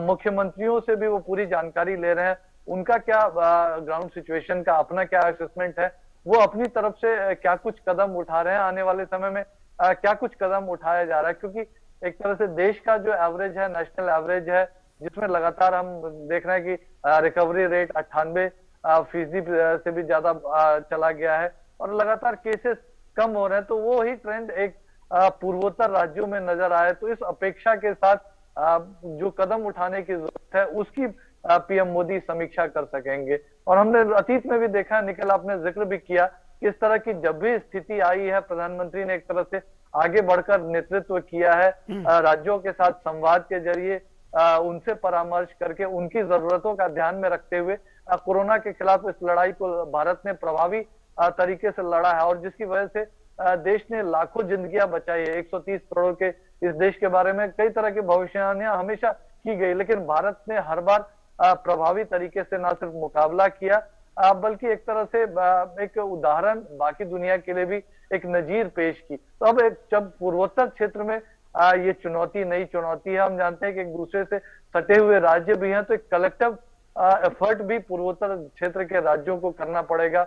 आवाजाही से जुड़ी हुई गतिविधियां और तमाम चीजें चूंकि रहती हैं, उस लिहाज से भी उन तमाम चीजों का भी आकलन प्रधानमंत्री मोदी करेंगे और निश्चित तौर पर वो लगातार और बार बार जो अपील करते रहे राज्य के, चाहे स्वास्थ्य से जुड़े हुए तंत्र हो या आम लोग हो, ये अभी लापरवाही का या किसी तरह की कोताही बरतने का अभी समय नहीं आया है। अभी भी जो पूरा ध्यान रखने की जरूरत है, वायरस हमारे बीच है, वायरस लगातार म्यूटेट कर रहा है, इन तमाम चीजों का जो ध्यान रखने की जरूरत है। लेकिन निश्चित तौर पर पीएम मोदी ज्यादा से ज्यादा राज्यों को सुनना चाहेंगे और उसके बाद वो अपनी तरफ से परामर्श भी देंगे। तो लेकिन ये परामर्श पूर्वोत्तर के लिए होगा तो एक तरह से पूरे देश के लिए और सभी नागरिकों के लिए भी वो परामर्श रहेगा और वो उन उपयोगी परामर्शों की वजह से, एक प्रभावी नेतृत्व की वजह से हमने देखा है कि अतीत में हर बार भारत कोरोना के खिलाफ जंग जीतने में सफल रहा है, प्रभावी मुकाबला किया है। निखिल जी बिल्कुल, प्रभावी मुकाबला किया है। प्रधानमंत्री चीज़ों को, स्थिति को समझने में बिल्कुल दक्ष रहे हैं और जो आज की बैठक है निश्चित तौर पर प्रधानमंत्री की तरफ से अपनी बात रखी जाएगी। मुख्यमंत्री भी जो हैं वो अपनी बात तो रखेंगे, साथ ही साथ चुनौतियों के बारे में भी विस्तार से जानकारी देंगे प्रधानमंत्री को और क्या कुछ उनको जरूरत है इस विषय में भी जानकारी देंगे।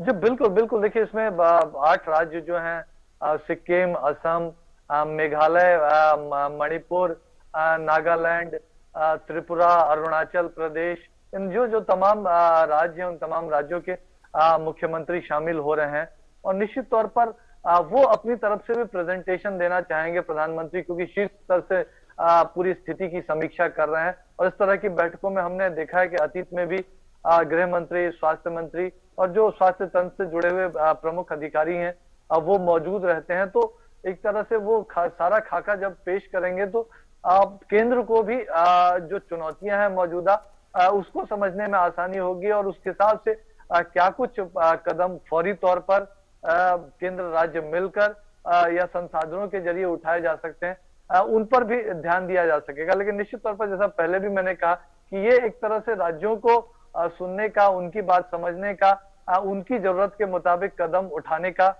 मौका रहता है। देखिए और लगातार एक तरह से केंद्र के जो सतत प्रयास हैं, तो पूरे देश में पूर्वोत्तर क्षेत्र भी एक अहम हिस्सा है, तो सतत प्रयासों का नतीजा या हिस्सा कह सकते हैं आज प्रधानमंत्री मोदी की जो बैठक है। जुलाई की शुरुआत में अगर बात करें तो केंद्र की तरफ से 6 राज्यों में विशेषज्ञों की टीम भेजी गई थी बढ़ते मामलों को देखते हुए। उसमें 3 पूर्वोत्तर के राज्य थे, मणिपुर, त्रिपुरा और अरुणाचल प्रदेश, क्योंकि यहाँ काफी जिले जो 10% से ज्यादा केस पॉजिटिविटी रेट वाले थे। उसके बाद केंद्रीय गृह सचिव ने अलग से पूर्वोत्तर के राज्यों के साथ बैठक की थी और उस दौरान भी लगातार समीक्षा की गई थी। उन्होंने प्रधानमंत्री मोदी का जो मंत्र है test, track, treat, vaccination and Covid appropriate behaviour, इसको पूरी तरह से लेटर एंड स्पिरिट में राज्यों को अपनाने की सलाह दी थी। तो साथ ही साथ ये आग्रह भी किया था कि जिला या पर्टिकुलर अगर क्षेत्र की बात हो, मौके को देखते हुए अगर लगता है कि सख्त कंटेनमेंट उपाय, सख्त कदमों की आवश्यकता है, तो हेल्थ मिनिस्ट्री, होम मिनिस्ट्री के गाइडलाइंस के मुताबिक उन सख्त कदमों को उठाया जाए। तो सख्ती से क्या राज्य कदम उठा रहे हैं या नहीं उठा रहे हैं। इसके अलावा दूसरी बात वो होती है कि हेल्थ इंफ्रास्ट्रक्चर के मोर्चे की बात होती है। तो हेल्थ इंफ्रास्ट्रक्चर को लेकर किस तरह की तैयारी है, किस तरह की स्थिति है, दवाओं की उपलब्धता को लेकर किस तरह की स्थिति है, जो एसेंशियल मेडिसिन इस तरह की महामारी की स्थिति में काम आते हैं, उनकी क्या उपलब्धता है। तो उन तमाम चीजों पर प्रधानमंत्री की नजर जा सकेगी। लेकिन इसके साथ साथ एक अहम पहलू ये भी रहेगा, हमने अतीत में भी देखा है कि पीएम मोदी लगातार राज्यों से आग्रह कर रहे हैं कि वैक्सीनेशन का अभियान है उसको तेज किया जाए।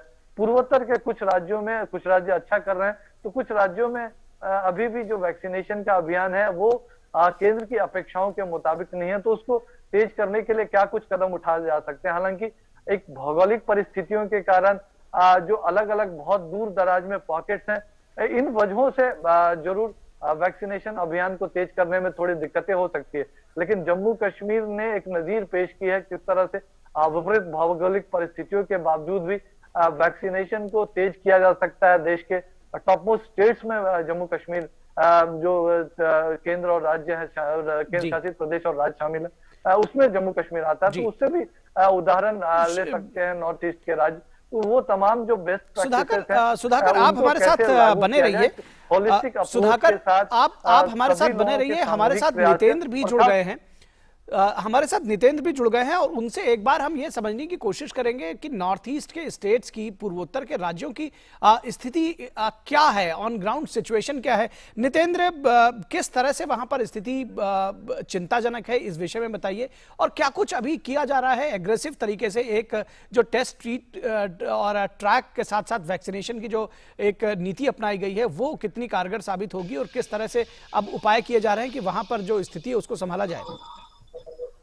देखिए, अगर बीते 24 घंटे की हम बात करें तो 30 से 32 हजार के आसपास मामले दर्ज किए जा रहे हैं पिछले 2-3 दिनों में, और उसमें 50% केरल और महाराष्ट्र से है मामले आ रहे हैं, और साथ ही साथ जो नॉर्थ ईस्ट के राज्य हैं वहां से भी केस दर्ज किए जा रहे हैं। अरुणाचल प्रदेश का 10 जिला ऐसा है जहां पे 10% से ज्यादा पॉजिटिविटी रेट है। मेघालय के 6 ऐसे जिला है जिसमें 10% ज्यादा पॉजिटिविटी रेट है। इसी तरीके से त्रिपुरा और बाकी जो राज्य हैं उनके 5-4 डिस्ट्रिक्ट में 10% से ज्यादा पॉजिटिविटी रेट है। तो उन जिलों को फोकस किया जा रहा है कि यहाँ पर पॉजिटिविटी रेट 5% से कम लाया जाए, और उसके लिए जो 5 सूत्री रणनीति है जिसमें टेस्ट है, ट्रेस है, ट्रीटमेंट है, कोविड अप्रोच बिहेवियर है और वैक्सीनेशन है, इसको बहुत ही तेज गति से, एग्रेसिव गति से चलाया जाए। केंद्रीय टीम भी वहां पर गई थी, 3 राज्यों में, पूर्वोत्तर के 3 राज्यों में गई थी। वहां पर उन्होंने अपनी एडवाइस दिया है राज्य प्रशासन को और जिला प्रशासन को, तो उसके अनुरूप कदम वहां उठाया जा रहा है। साथ ही साथ क्योंकि पहाड़ी और दुर्गम इलाके हैं जो पूर्वोत्तर के राज्य हैं, वहां पर कुछ कठिनाइयां हो सकती हैं, उसको किस तरीके से हल किया जाए इस पर ज्यादा फोकस किया जा रहा है स्वास्थ्य मंत्रालय की तरफ से भी और स्थानीय प्रशासन की तरफ से भी। और कोशिश ये की जा रही है कि जो मामले आ रहे हैं उनको किसी भी तरीके से कम किया जाए ताकि दूसरी लहर पूरी तरीके से समाप्त हो जाए, और इस दिशा में काफी तेज कदम उठाया जा रहा है। जहां तक टीकाकरण का सवाल है, टीकाकरण में भी काफी तेजी लाई गई है। नॉर्थ ईस्ट में खासा ध्यान दिया जा रहा है क्योंकि दुर्गम इलाके हैं, वहां पर भी जो वैक्सीनेशन सेंटर है या फिर कोल्ड चेन मेंटेन करना हो, वो तमाम चीजों को अपनाया जा रहा है और अच्छा वैक्सीनेशन वहां भी हो रहा है। ज्यादा से ज्यादा लोगों में प्रचार प्रसार करके, जागरूक करके, एक तरफ तो जो कोविड अप्रोप्रिएट बिहेवियर हो, लोग उसको अपनाएं, मास्क पहने, बाजारों में भीड़भाड़ में जाने से बचे, साथ ही साथ वैक्सीन अगर लेते हैं तो पॉजिटिविटी रेट में कमी आएगी। अगर कहीं अस्पतालों में जरूरत हो, चाहे वो दवाओं की हो या ऑक्सीजन बेड की हो या फिर ट्रीटमेंट को लेकर के और दूसरी चीज की, तो उन तमाम सुविधाओं को बढ़ाया भी जा रहा है। केंद्र की तरफ से जो राज्यों की जरूरतें हैं उसको भी हल करने की कोशिश की जा रही है। तो कोशिश ये है कि जल्द से जल्द मामले कम किए जाएं, और इस दिशा में जो कदम उठाए गए हैं आने वाले दिनों में इसका असर दिखेगा। आज प्रधानमंत्री जो समीक्षा बैठक ले रहे हैं उसका भी असर आने वाले दिनों में दिखेगा। जी नितेंद्र, आपसे ये भी समझना चाहेंगे कि जो हेल्थ इंफ्रास्ट्रक्चर है कोविड के मुतल्लिक उसको कितना बढ़ाने का प्रयास किया गया है। लगातार पूरे देश में इस बात की कोशिश की गई है कि हॉस्पिटल्स में अप्रोप्रिएट बेड्स दिए जा सके, ऑक्सीजन की कमी ना हो सके। ये चीज़ें क्या नॉर्थ ईस्ट में भी उसी गति से या बल्कि और तेज़ गति से लेकर आई गई हैं? एक तो ये भी समझना चाहेंगे, और दूसरा एक जागरूकता का अभियान जिस तरह से पूरे देश में चलाया गया, नॉर्थ ईस्ट में कितना सर चढ़ के ये इसका बोलना जरूरी है? जी बिल्कुल, जहाँ तक हेल्थ की जो सुविधा है, स्वास्थ्य सुविधा को बढ़ाने के लिए, चाहे अस्पताल हो या जिला अस्पताल हो या फिर जो प्राथमिक स्वास्थ्य केंद्र हो, वहाँ पर जो बेड की संख्या हो या फिर टेस्टिंग की सुविधा हो, वो तमाम, चाहे मेडिसिन की बात हो, वो तमाम चीजें पहुंचाई गई है। देश में 1500 से ज्यादा PSA प्लांट लग रहे हैं ऑक्सीजन के, जिसमें नॉर्थ ईस्ट के राज्यों में भी लगाया जा रहा है। तो प्रधानमंत्री के जो फंड है PM केयर फंड के जरिए लगाया जा रहा है, और बहुत ही तेज गति से लगाने के लिए कहा गया है एक टाइम फ्रेम में कि बहुत कम समय में इसको लगाया जाए। अभी हाल ही में प्रधानमंत्री जी ने जो बैठक ली थी उसमें इस बात पे जोर दिया गया था कि ऑक्सीजन प्लांट को ज्यादा से ज्यादा लगाया जाए और कम समय में लगाया जाए। तो ये व्यवस्था जब ये बन जाएगी तो चाहे वो नॉर्थ ईस्ट के इलाके हो या किसी भी देश के हिस्से हो, वहां पर ऑक्सीजन की कोई कमी नहीं आएगी अस्पतालों में। जहां तक वैक्सीनेशन का सवाल है, वैक्सीनेशन में भी काफी तेजी लाई जा रही है। देश में 29,000 के आसपास जो कोल्ड चेन पॉइंट है वहां से वैक्सीनेशन की गति को चलाया जाता है। पहले से सिस्टम बना हुआ है, और चूंकि दुर्गम पहाड़ी इलाके हैं तो वहां पर भी जो वैक्सीन की कोई कमी ना हो, समय पर वैक्सीन लगे, इसका ख्याल रखा जा रहा है। साथ ही साथ कोविड अप्रोप्रिएट बिहेवियर के लिए तमाम जागरूकता अभियान चलाया जा रहा है। बाजारों में भीड़ भाड़ ना हो, उसको लेकर के स्थानीय प्रशासन को कहा गया है कि आप वहां पर लोगों को जागरूक करें, मास्क के बिना कोई न घूमे और भीड़ भाड़ वाले इलाकों से बचने की, और साथ ही साथ हाथ धोना या फिर 2 गज की दूरी का पालन करना हो, इसमें प्रचार प्रसार करने की जरूरत है। जी नॉर्थ ईस्ट स्टेट्स के बारे में जो वैक्सीनेशन ड्राइव है, जैसा कि आपने बताया, उसको और कितनी गति देने की कोशिश की जा रही है, और क्या आपको लगता है कि ये जो अभी एक तरह से समस्या उभरी है उसकी मुख्य वजह क्या दुर्गम इलाके हैं? किस तरह की क्या वजह रही इस तरह की कि वहां पर ऑल ऑफ ए सडन इस तरह से केसेस राइज किए हैं? देखिए, कोरोना वायरस का जो संक्रमण है वो उन जगहों पे ज्यादा फैलता है जहाँ पे एक्सपोजर कम हुआ हो। शुरुआत में नॉर्थ ईस्ट के जो राज्य थे वो वहाँ एक्सपोजर नहीं हुआ था, लेकिन जैसे जैसे लॉकडाउन खुला, लोगों के आने जाने का ट्रेवल बढ़ा, तो अगर किसी एक राज्य से दूसरे राज्य को जाता है या पर्यटन के लिहाज से जाता है या फिर किसी काम के सिलसिले में जाता है, तो वहाँ ये मामले नॉर्थ ईस्ट में भी फैले, और कई लोग अभी उनका एक्सपोजर नहीं हुआ था, और जो लोगों को एक्सपोजर नहीं हुआ था वो जैसे ही एक्सपोजर में आएंगे तो उनका संक्रमण होगा। तो ये कोई एक जो वायरस का जो नेचर होता है और जिस तरीके से महामारी अपना रूप दिखाती है, तो उन इलाकों में भी जाती है जहां पर मामले कम है। और ठीक वही चीज वहां देखने को मिला कि देर से वहां एक्सपोजर हुआ, और जो लोग संक्रमित नहीं थे वो संक्रमित हुए, और उसके बाद चेन बनता गया। तो उसको तोड़ने की जरूरत है। उसके तोड़ने के लिए यह है कि छोटे छोटे रिस्ट्रिक्शंस है, जैसे कंटेनमेंट जोन बनाना, लॉकडाउन छोटे छोटे लगाना, लोगों को मास्क के लिए प्रेरित करना, घरों में रहने के लिए प्रेरित करना, वैक्सीनेशन लेना, टेस्टिंग को बढ़ाना, ट्रेस को बढ़ाना, ये तमाम कदम जब उठाया जाएगा तो मामले कम आएंगे। पॉजिटिविटी रेट 10% से ज्यादा जहां भी है वहां कोशिश किया जा रहा है कि आप उसको टेस्ट के जरिए पॉजिटिविटी रेट 5% से कम लाएं, और उसी रणनीति पे काम हो रहा है। तो ये समझना जरूरी है लोगों को भी कि अगर आप कोविड अप्रोप्रिएट बिहेवियर करते हैं तो संक्रमण से बचेंगे, और वहां पर इस बात पे भी जोर शोर से अभियान चलाया जा रहा है, जागरूकता अभियान चलाया जा रहा है। और हम देखते हैं कि नॉर्थ ईस्ट कई ऐसे राज्य, चाहे सिक्किम हो या बाकी दूसरी जगह पे आप जाएं, तो वहाँ पे लोग अवेयर भी हैं, वहाँ पे प्रोटोकॉल का पालन करते हैं, लेकिन हाँ कई बार आप अनजाने में भी संक्रमित हो जाते हैं। तो ऐसे में जो लोग हैं उनको कैसे बचना है ये भी ज्यादा जोर दिया जा रहा है, और जो लोग अगर संक्रमित हो गए तो उनका ट्रीटमेंट कैसे हो, साथ ही वैक्सीनेशन बोले, इस बात पर भी जोर दिया जाएगा। बिल्कुल। एक बात और आपसे समझना चाहेंगे नितेंद्र, कि केंद्र टीमें भेजता है ऐसे राज्यों में जहां सपोर्ट के लिए, और पिछले पूरे कोरोना के टाइम में अलग अलग स्टेट्स में जब इस तरह की स्थिति आई तो केंद्र ने लगातार वहां पर टीमें भेजी, जिसमें चिकित्सकों का दल और दूसरे प्रबंधन से जुड़े हुए लोग रहते हैं। किस तरह से टीमें मदद करती हैं, किस तरह से काम करती हैं, स्टेट्स के साथ में क्या कोऑर्डिनेशन किया जाता है?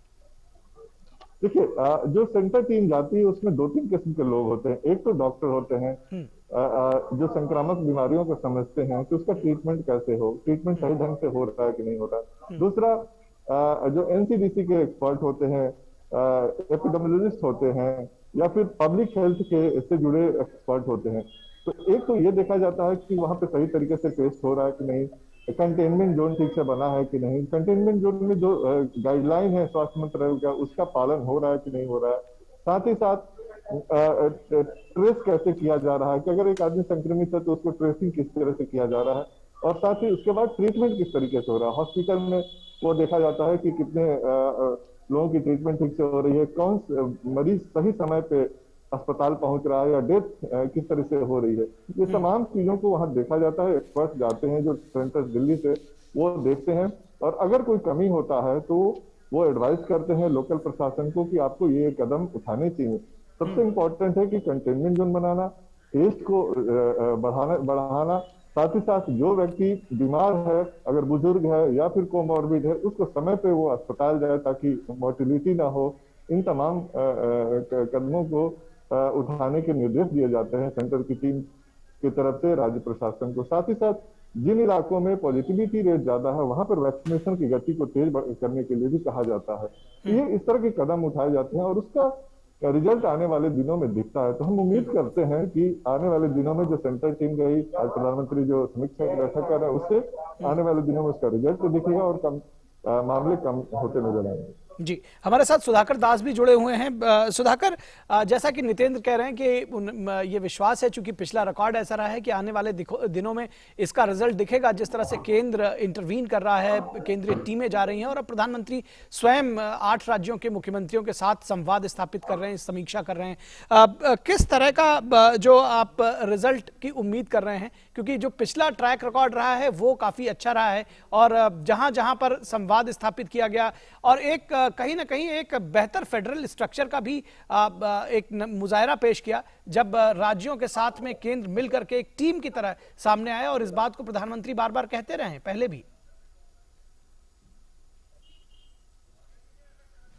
को देखें तो बीते हफ्ते से अगर मुकाबले की बात करें तो करीब 45-46 जिले थे पूर्वोत्तर क्षेत्र में जहां 10% से ज्यादा केस पॉजिटिविटी रेट थी। वो संख्या 10-12 जिले उसमें कम हो गए हैं, यानी 36-37 जिले बच गए हैं। तो एक तरह से बीते 10-15 दिनों में केंद्र की तरफ से जो राज्यों को सहयोग मिला है एक्सपर्ट टीम्स के जरिए, या फिर केंद्रीय गृह मंत्रालय की जो बैठकें हुई, या फिर अन्य मदद के जो उपाय किए गए उसके जरिए, या फिर राज्यों ने खुद जो प्रयास किए उसकी वजह से तो जिलों की संख्या कम हुई है। तो ये एक अच्छी खबर है। लेकिन दूसरा पहलू ये है कि प्रधानमंत्री का इस बात पर जोर रहता है, ये आग्रह रहता है कि हर मुमकिन कोशिश की जाए, हर एक जान को बचाने के लिए वो सुविधाएं उपलब्ध कराई जाए। तो वो एक जरूर उनकी तरफ से ये आग्रह रहेगा इस बातचीत में, इस बात को वो रख सकते हैं कि क्या वो पूरा तंत्र, क्योंकि नॉर्थ ईस्ट अभी तक पहली या सेकेंड वेव में भी उस तरह से वहां नॉर्थ ईस्ट में दिक्कतें नहीं आई थी।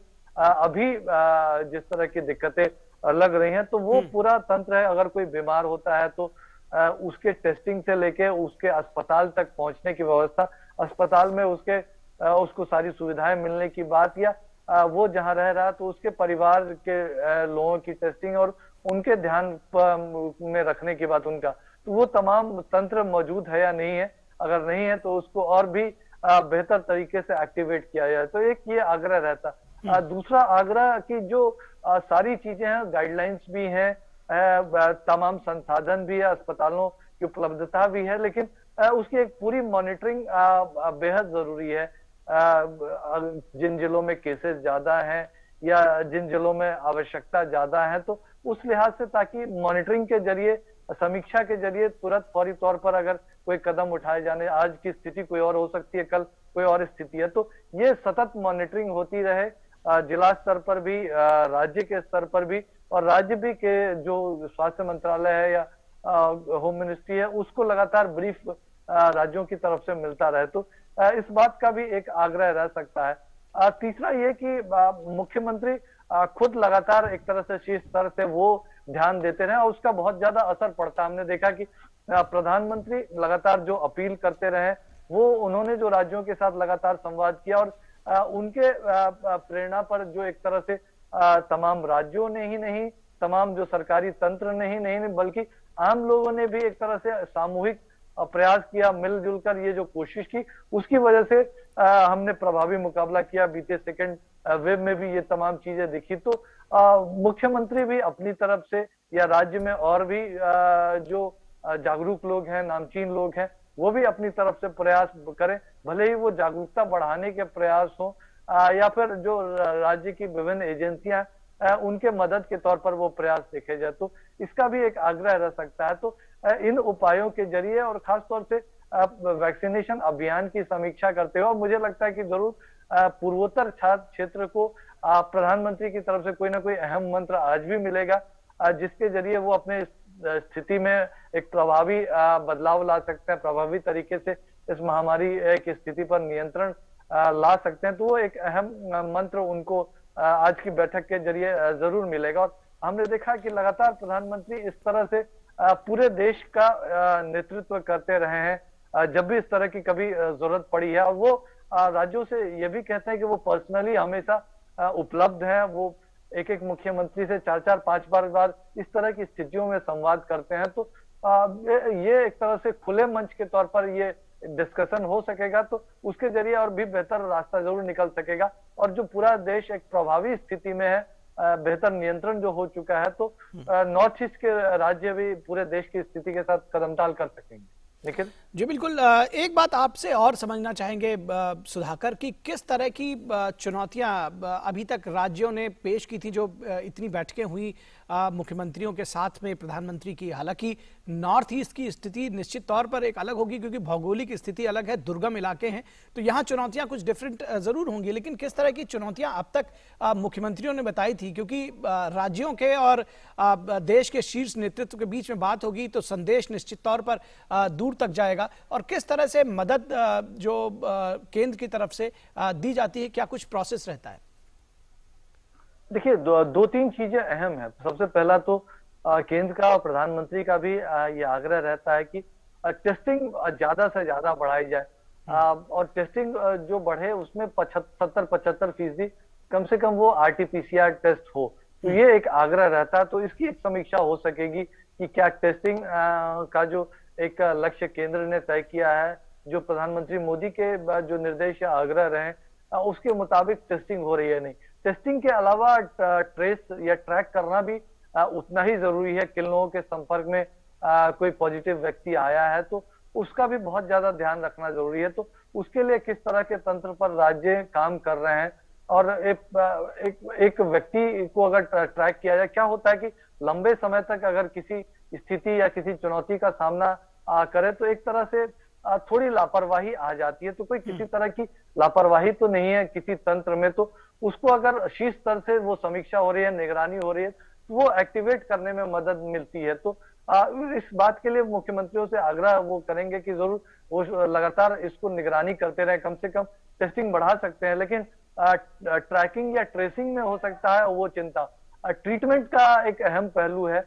इस बात की भी समीक्षा की जा सकेगी कि क्या अतिरिक्त बेड्स की या फिर जो मेकशिफ्ट हॉस्पिटल्स, उसकी जरूरत तो नहीं है किसी राज्य को। उसके लिए क्या कुछ उपाय किए जा सकते हैं, खासतौर से जिलों के भीतर ही उस तंत्र को मजबूत बनाया जाए, उसकी बात जरूर PM देख सकेंगे।